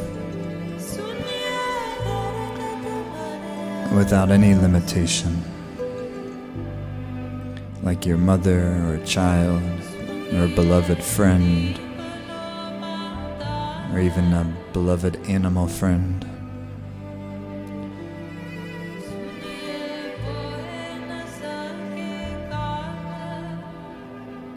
someone who has showed you great love in your lifetime. And think of how much you wish for them to be free of suffering. Feel in your heart what it's like when they're suffering, until an intense feeling of compassion emerges within you.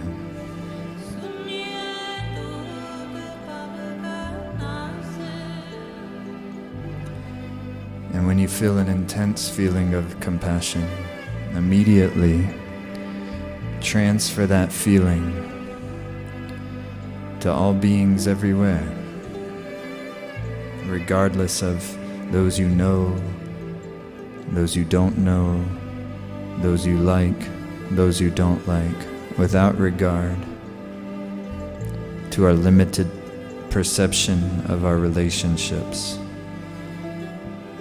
Like a wave of boundless love, boundless compassion, boundless joy, impartial, equalized.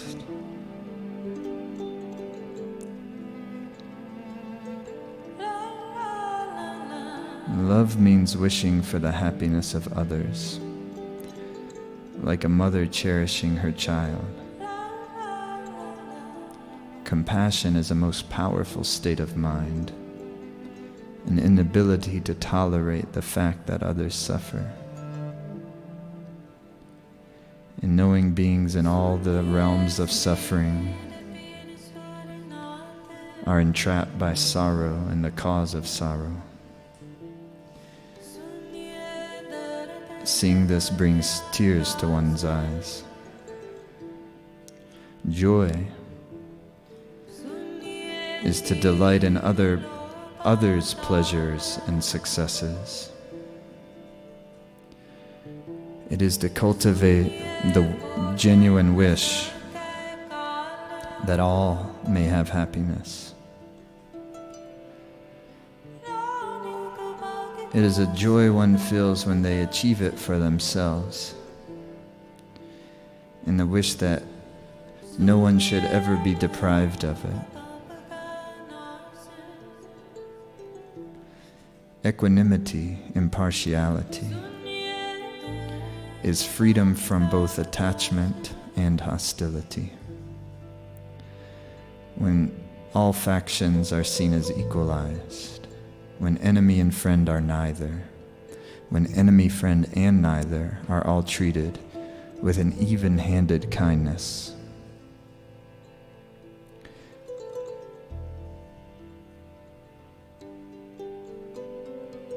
Remembering the empty nature of reality, and only that which is non-dying is that which is substantive.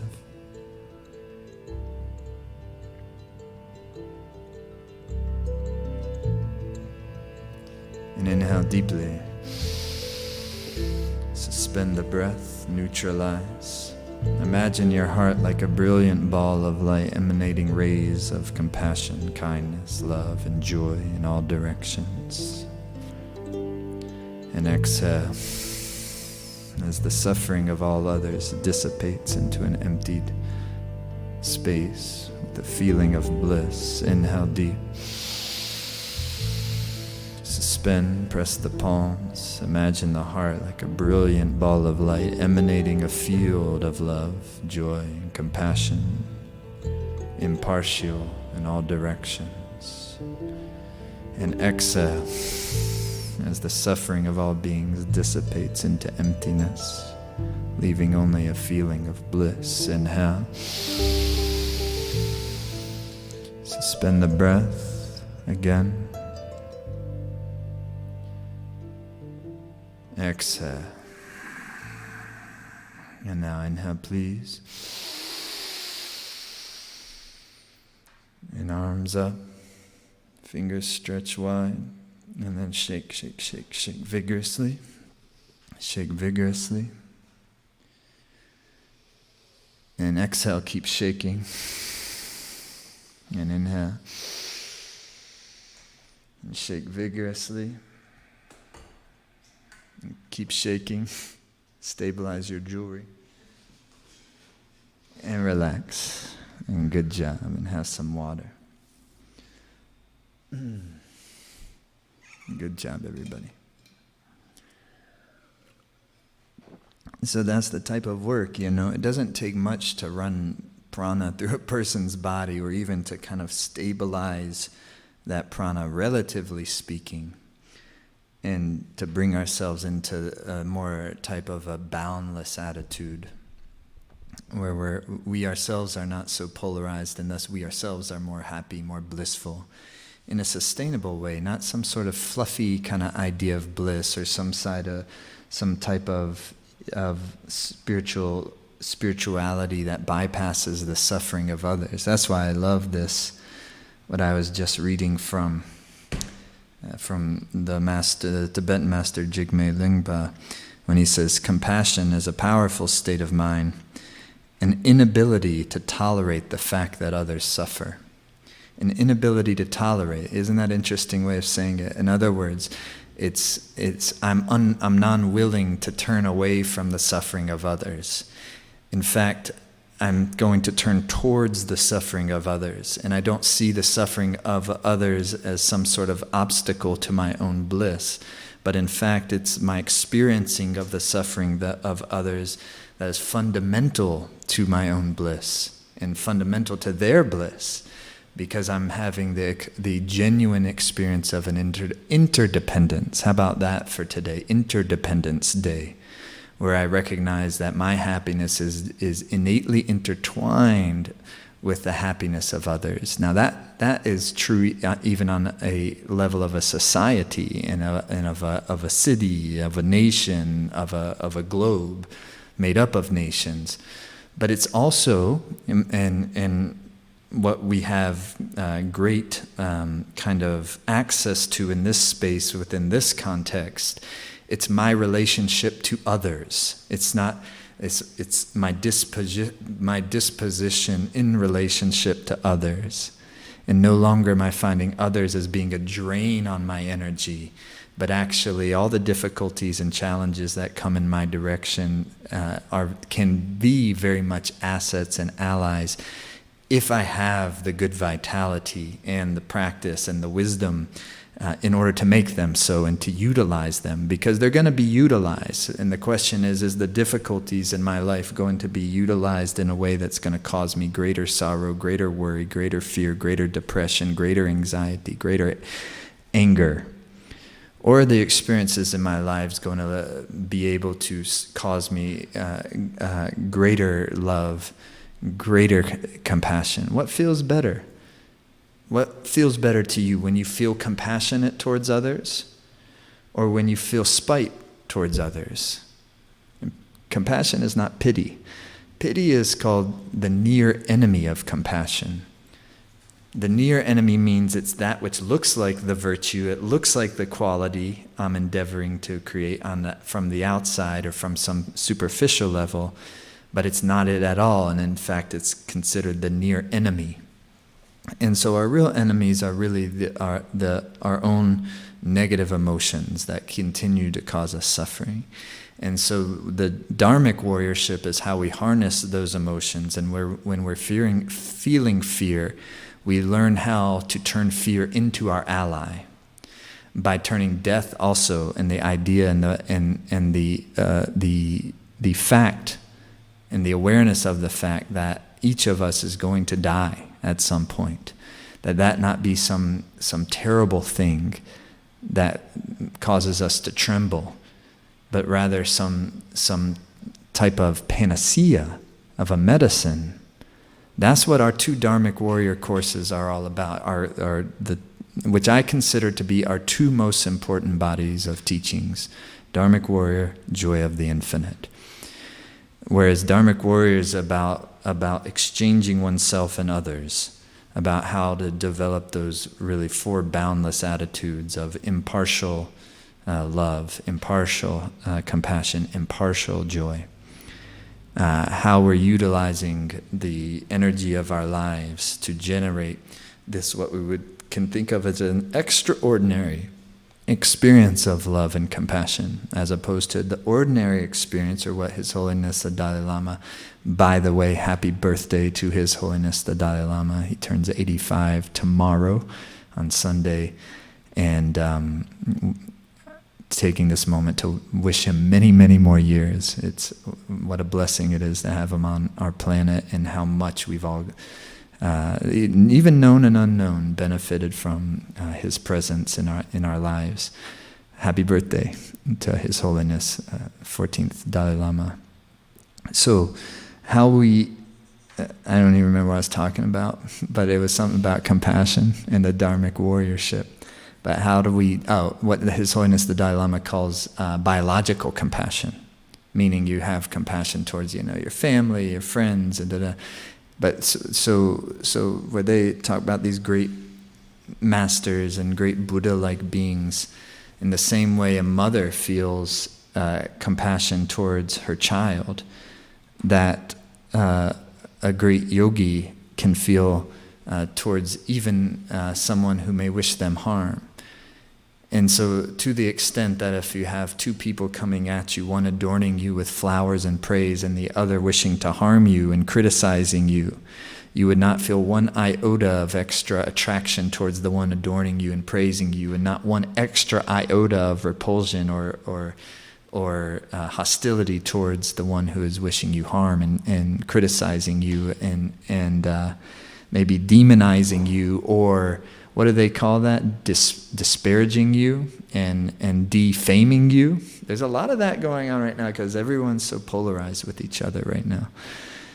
And so this is, I think, some of the most important work we could be doing, is developing these qualities. So that's what the Dharmic Warrior course is all about. And that's what the Joy of the Infinite course. And we wanted to use today as an opportunity to open up those experiences for those of you who would wish to take the deeper dive. Whereas it's not, an experience like this is very useful in kind of bringing us into that.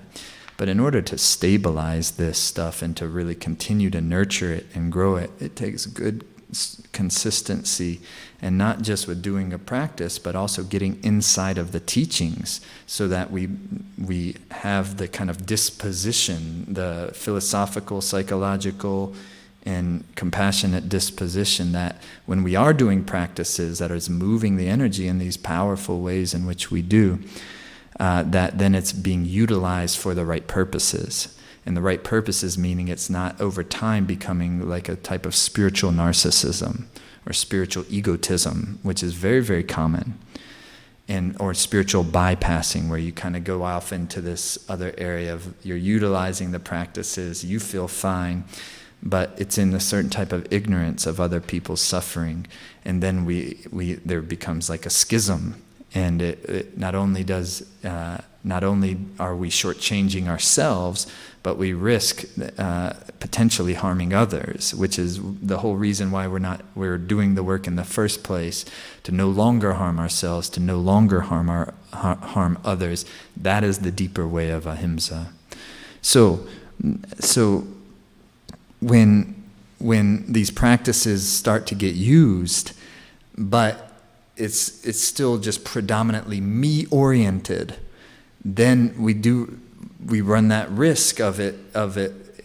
At first, that's fine, and it's okay, because we may be in such a difficulty or such an insecurity or such a depression or such a difficult state that all the compassion needs to be directed at one and utilized for oneself. But that is very possible, and the exercises and the meditations work phenomenally for that, to take a depression and lighten it, and it becomes more like a sweetness of devotion, to take an anger and illuminate it, and it becomes more like a wisdom and a warmth of the heart, as opposed to this kind of hot, sharp thing, in order to take an insecurity and anxiety and purify it, to where it becomes like much more of a sensitivity and an intuition.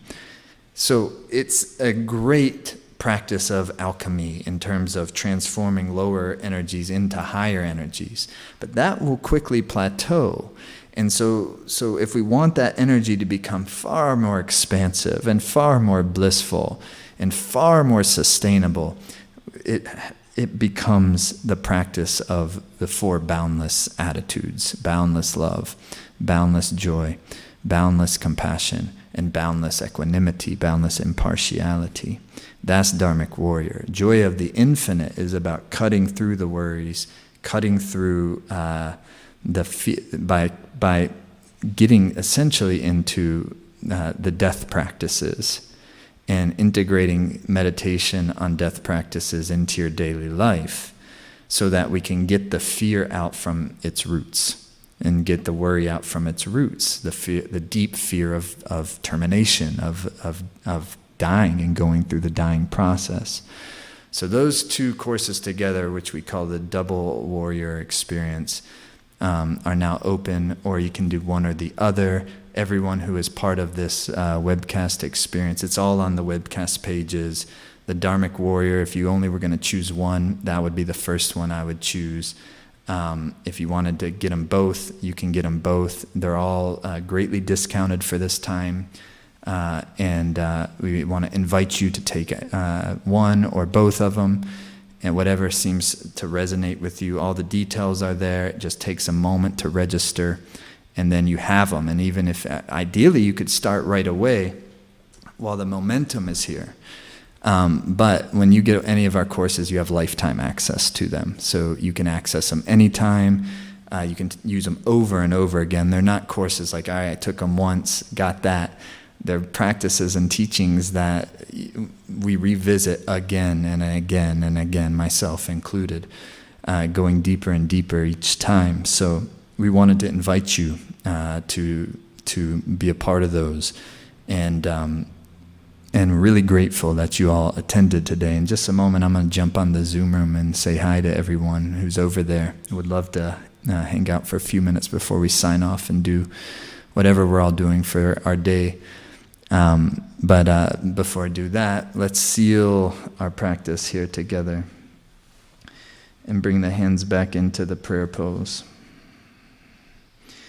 And really the great way of protecting any benefit that has come from this practice, from future negative emotions or anything else like that, is to dedicate any merit from our practice for the benefit of others. And so that's how we'll end. And bring your hands into prayer pose.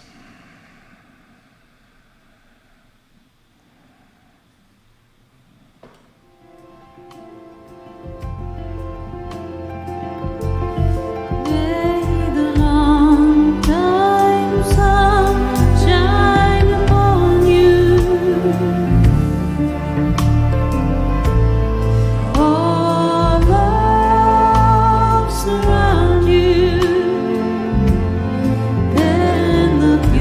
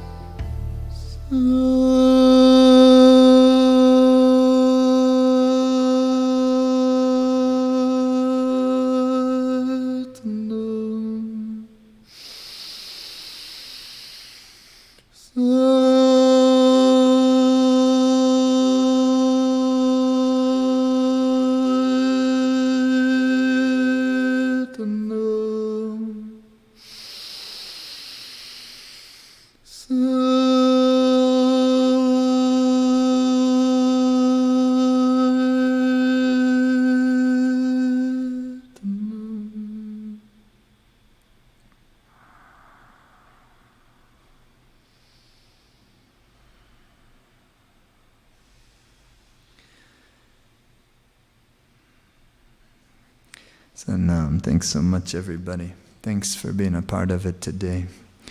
And yeah, stay in touch. We're every week with Live Force Academy live streaming Mondays and Tuesdays and Wednesdays and Thursdays.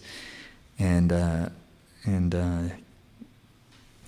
really a blessing to hang out. I'm going to head over to the Zoom room. And of course, Dharmic Warrior Course and then also Joy the Infinite are now open. All the details are there on your webcast page.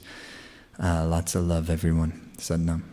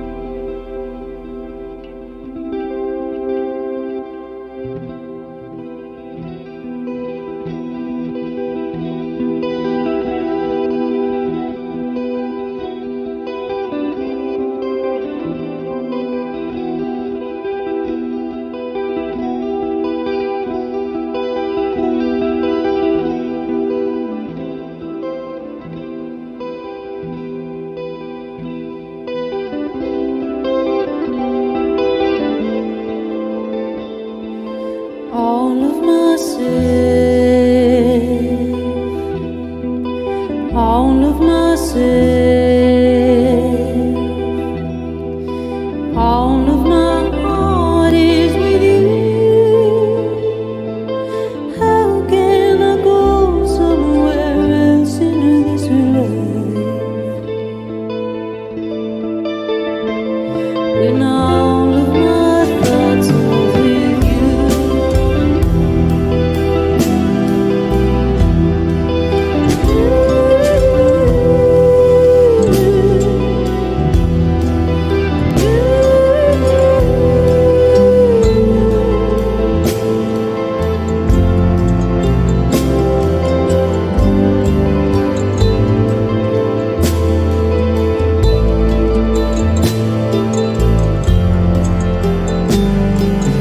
In this life,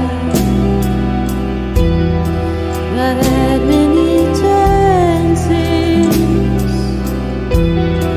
and all have been leading to you. How can I know something else in this mind when all of my love is for you?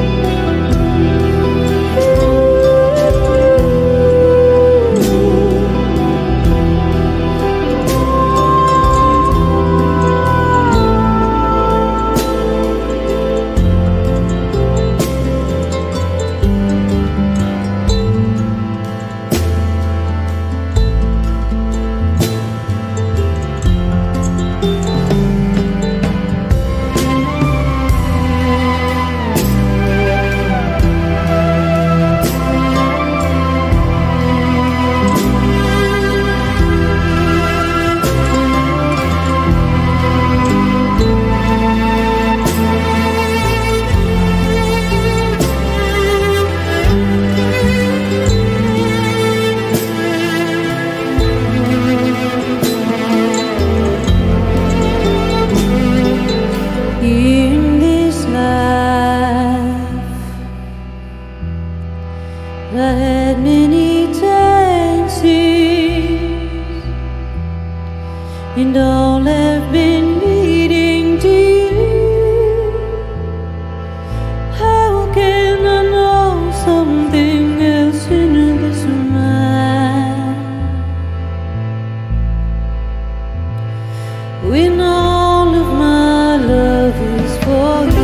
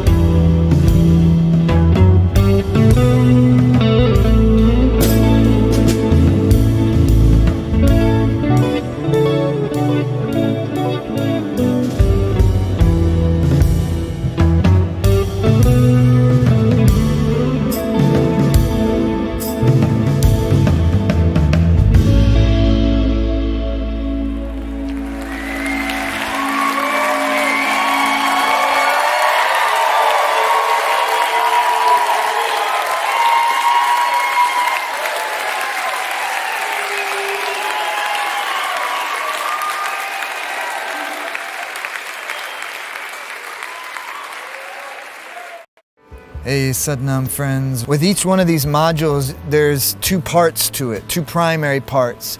You have the teachings and then you have the practice. And so it's designed so that you take one module per week over 6 weeks. But of course you can go at any pace you'd like. I'm giving you how it's prescribed and what's the ideal. But some people may take a little slower, some people might move through it much more quickly. It's going to be up to you. Even if you can't begin right away, you'll get lifetime access to this course if you join in. But the modules have two primary parts, both the teachings and then the practice. Kind of similar to this workshop, but with much more depth. Each one of the teachings is about an hour in length, some longer, some a touch shorter. And then the meditations, a lot of these meditations are pretty substantive. And in fact, you're going to be doing, 31-minute meditations in these modules.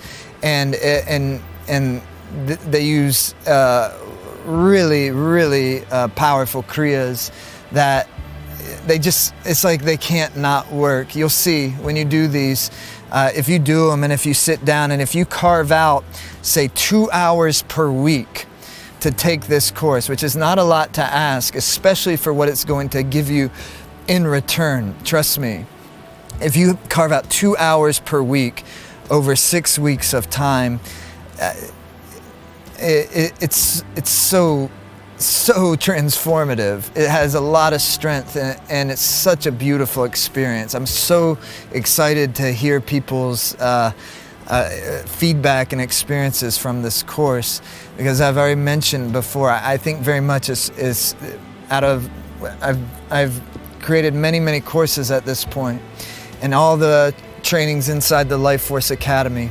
I think this is the most important body of teachings and practices I've produced yet. When I started doing this, these practices, these teachings, it absolutely changed everything for me. Not that it changed what I was doing on the outside, but it changed how I was doing it, and it opened up a whole new space for me, and to me that's a really great place to come from when producing a course. I'm just coming from the experiences that I've had with the teachings that I've been given, and then I'm also sharing with you. And so in the first module, however, the meditations you're going to be practicing in that are meditations that I'm going to ask you to do as a daily practice at the minimum through the duration of the 6 weeks you're doing the course. Hopefully that makes sense to you. So you're going to have 6 modules, and then with each of the module there's a full teaching and a meditation. But in the first module, the meditation you do, that's going to be day 1 of your practice, and then day 2, 3, 4, all the way for 6 weeks. You do that meditation every day, and you'll be able to decide for yourself if you want to do a longer version or a shorter version of that each and every day. This is a warrior training. It's not something where I'm going to shy away from asking you to do practices. It's for people who really want to go to the next level of their life and are really willing to put the work in. This course is going to ask you to put some work in. Of course, it'll be your choice whether you commit to it or not. So then in modules 2 through 6, you're going to still be doing your daily practice, but when you have carved out your 2 hours where you sit down to do the module, you're going to do an additional meditation, additional kriya on that day. And when you do those kriyas and then you go into the teachings, or vice versa, it just opens it up, because we want you to go into the teachings in the meditative space. Do you understand? And so that's how this course works. It's 6 modules over 6 weeks, but then you can use all the meditations in the course over and over and over again. These things are going to be amazing assets and tools you have in your life, that anytime you kind of lose a sense of where you're at, you're not connected to your sense of meaning and purpose, you can sit down and do one of these very transporting 31-minute meditations. But then in addition, and what's so different about this course than so much of the other things that we've produced, is you're doing it with a slightly different intent. And there's visualization practices you're going to be using in these kriyas that open up the vastness of the space, that if you feel like you've plateaued some in your practice, it will open you up to new realms, new possibilities. And I say that to you because that's my personal experience. A different type of expansiveness that I can only explain by that word, expansiveness or vastness. So that's this Dharmic Warrior course. That's how it's set up, with the 6 modules, with the meditations in each module. I'm going to be doing 2 Q&A classes for everyone who joins in the course. So as you're going through the modules, you'll be able to type in your questions, and then we'll get together on a live broadcast a couple times during the duration of those 6 weeks, and I'll be answering your questions that you ask as you're going through the course. And of course that'll be recorded, so if you can't attend the question and answer sessions live, then you just listen to the recordings later. And all of this is downloadable. So again, you have lifetime access. You can download all the modules. All the modules are going to be given to you in both video and audio format. So you may want to listen to your teachings while you're out walking your dog, or you're taking a stroll at the river, or you're driving your kids to school. I recommend, if you can, that you do your first dive into the teachings while you're sitting in your meditation space, because that's the vibe, while you're able to do the kriya, because you'll just metabolize it so much deeper. But if you want to use them on the go, you'll have the audio. You can put it on your iPhone or whatever it is that you use, and so forth. Very easy to use, very flexible. When you join the course, you'll be given a login info, or if you already are an owner of one of our other courses, or you're a tribe member of the Life Force Academy, this Dharmic Warrior training will just be added to your account, and so you'll have access to it. That's how it works. And so I want to invite you now to join in this course. And I'm calling out those of you who are definitely ready for the next level. And it doesn't matter to me whether we've just met for the first time in this training, or you've been working with me for a long time now. This is a very deep experience, and I'm calling forth the yogis who have resonated with this, who are resonating with it now, to go ahead and join in. And for everyone who does join the course, you're going to get access to something really special. About a year ago, was it a year ago? Yes, about a year ago, my team and I, we took a group of yogis from around the world, and we traveled to the sacred valley of Peru. We landed in Cusco, and then we traveled into the sacred valley, and we stayed at a retreat center. Casa de Milagros is actually an orphanage where the kids run the retreat center. And from there, we traveled out to the sacred sites. We ended at Machu Picchu. And this was a warrior journey. It was a warriorship training. This is Dharmic Warrior course is the second of our warriorship trainings. The first is Joy of the Infinite. This is very much like a follow-up to Joy of the Infinite. And after we released Joy of the Infinite, we traveled to Peru, where I elaborated on those teachings. And this course, the Dharmic Warriors, is essentially a follow-up, although it's not a follow-up in the sense that you have needed to take those courses in order to take this. You could take them one before the other, it doesn't matter. But they're from the same vein of teachings, warriorship teachings, yogic warrior, Dharmic warrior.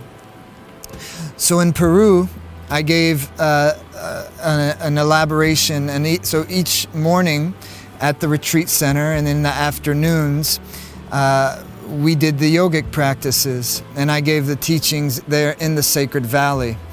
That experience was filmed. Those teachings were filmed. And so for everyone who joins in this Dharmic Warrior course, as a special bonus offer, we're going to also give you the Peru Sacred Valley teachings. And they're very wonderful. They're very practical, but yet mystical, profound, very helpful to your life. And so that is a bonus course that you're going to be given for free if you join in for the Dharmic Warrior course. And it is the only way you can get access to the Peruvian teachings. We're making it exclusive to people who join the Dharmic Warrior training. That's the only way you can gain access to the Sacred Valley teachings, and you'll get it as a free bonus offer. And in addition to that, there's a second bonus offer, which is my favorite, which I think is the most important of all of them. And that is, if you join this course, you're going to get free tuition to our Life Force Formula immersion that takes place in Nevada City, California, where I am right now, just outside Nevada City, really just up the road from here. And this is the most powerful thing we do every single year. It's an immersion that happens from a Wednesday evening to a Sunday afternoon, where we'll have 200 yogis from all over the world that come, and we go into these practices and teachings in person. My wife Simrit, whose music you've been hearing in these meditations and in these classes this entire series, she is incredible. She will be there with her whole band. They play live during the yogic practices. It's just like nothing else. The food's amazing, the people are amazing. All you have to do is get the food and lodging package, which is very affordable, very reasonable. It doesn't cost tons of money like most of these yoga retreats do at kind of fancy places. This Shady Creek Retreat Center is a gorgeous place. It's by far my favorite thing we do every single year. And while these online courses are incredible for what they are, there's no substitution for being together in person. And so when you join the Dharmic Warrior course, you're going to get free tuition to that. So the value of just that one bonus is more expensive than even the course itself. And when you join the course, you're going to get all the modules, you're going to get the Sacred Valley teachings, and you're going to get free tuition to the Life Force Formula immersion event. So that's an amazing thing. So by now, of course, I'm sure you're wondering, all right, so how much does this thing cost? The regular price for this Dharmic Warrior course is only $570, and you'll get all of that, the modules, the bonuses, etc. And in addition to that, however, because you're part of this workshop series, because we want you to very much join into this, if you get in now, we're going to offer it to you at half price. So you still get all the bonuses, you still get the full course, everything, but the cost for you right now is just $285. Now, in addition to that, if you would like to pay in installments, you can also do that. So there's a payment plan option. So if it's a little too much to just drop $285 right now, you can pay in 3 easy installments of just $108. So $108 now, that'll give you full access to the course right away. Then in 30 days is $108, and then the final installment 30 days after that. Simple. And if you get into the course and for any reason at all you decide this really isn't for me, then all you have to do is email our team support@jaidevsingh.com. Let them know, hey, this really wasn't for me. I'd like a refund, and they'll send you a full 100% refund. Very simple, just like that, no questions asked. Now, as I was mentioning before, this is very much like a companion course to our Joy of the Infinite. Joy of the Infinite is our other warriorship training. It's a very deep course, and it's about cultivating deathlessness, moving beyond fears, moving beyond anxieties. And it takes you through the entire death process. It's about going face to face with the root of all fears. And when you take the roots and you pull the roots out of those fears, your anxieties, insecurities, they lose their electricity. But this takes you through the whole journey of dying. And you start to understand that when you start to embrace the fears of dying and you start to undo those fears, that it shows you how to truly live. That's the warrior work of Joy of the Infinite. And because it's a companion course to this one, you can take them in tandem. You can start with the Dharmic Warrior and then take Joy of the Infinite next. I know some of you have already taken Joy of the Infinite, but for those who haven't, we're offering them right now as a bundle. And so this is the absolute most cost-efficient way to get both of the courses. So if you get both of these courses bundled together, you're going to pay $450, and that is the absolute most cost-efficient way to get both courses. And there's also a payment plan for those. So you'll see below your buttons for the Dharmic Warrior course, you'll see the links if you want to actually get the bundle. And that's an amazing option as well.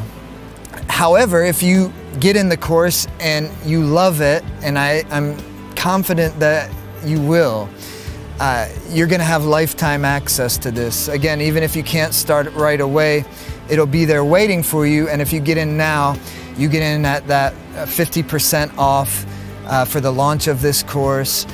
You're going to get the free tuition to the Life Force Formula Immersion. You're going to get the Sacred Valley teachings. And it's an amazing experience. So I do hope you will join in this. This offer is for a very limited amount of time. The course registration is going to be closing soon. And when that happens, of course, the sale goes away and the bonuses expire as well. So if you want to get in, now is the time to do it. It just takes a moment. All you have to do is click here. You can choose either the full payment or the payment plan. Either one will get you in right away. And you'll be in the course. It's super easy to register. Even if you're not technologically savvy, the course is very easy to use. It's easy to join in. Our team is super helpful. If you have any questions, they'll hold your hand, they'll walk you through it. If you're a member of the Life Force Academy, which I hope you'll become if you're not already at some point, you'll be able to get on the forum and ask questions there as well as you're going through the teachings. But even if you just get this course, you're going to have the Q&A sessions and everything I've already mentioned now a few times. So I do hope you'll join in, and now's the time to do it. So go ahead, click now, join the Dharmic Warrior course. Let's go take the deep dive. I genuinely, from my heart, would love to be your guide in this. I'd love to go on this journey with you. And if for whatever reason you're not going to move forward with this course, you're not going to join in, then my hope is that this experience together over these 4 classes has served you well, that you've taken something out of this that is going to add love to your life, joy to your life, awareness, consciousness, vastness to your life. And I'm very grateful to you that you took part in this. Thank you for opening your heart to these teachings.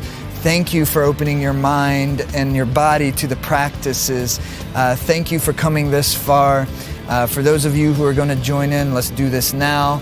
And for everyone, thank you so much. And let's please keep in touch. Connect with me, over on our Instagram. on our Facebook. Although my team helps manage that, I'm also personally on there. It's very important to me that everything we're doing is genuine, and is coming from our heart. So I'm very much involved with all of our operations, and I would love to keep in touch with you. I want you to join in this course, so let's do it. And love to you all. Thank you so much, and may you have a beautiful, beautiful rest of your day, and excited to get started with the Dharmic Warrior, arousing the deeper heart of compassion. Satnam.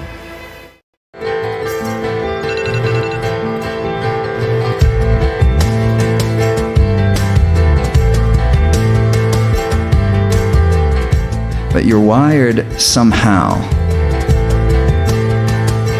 You have a certain way of existing that is absolutely natural and skillful for you. It's you're talented in that way. It's how your heart expresses itself. It's how you get inside of love, and how love expresses itself uniquely through you. If you have a mind, you have a mission. If you have a mind, You have a mission. If you have a mind, You have a mission.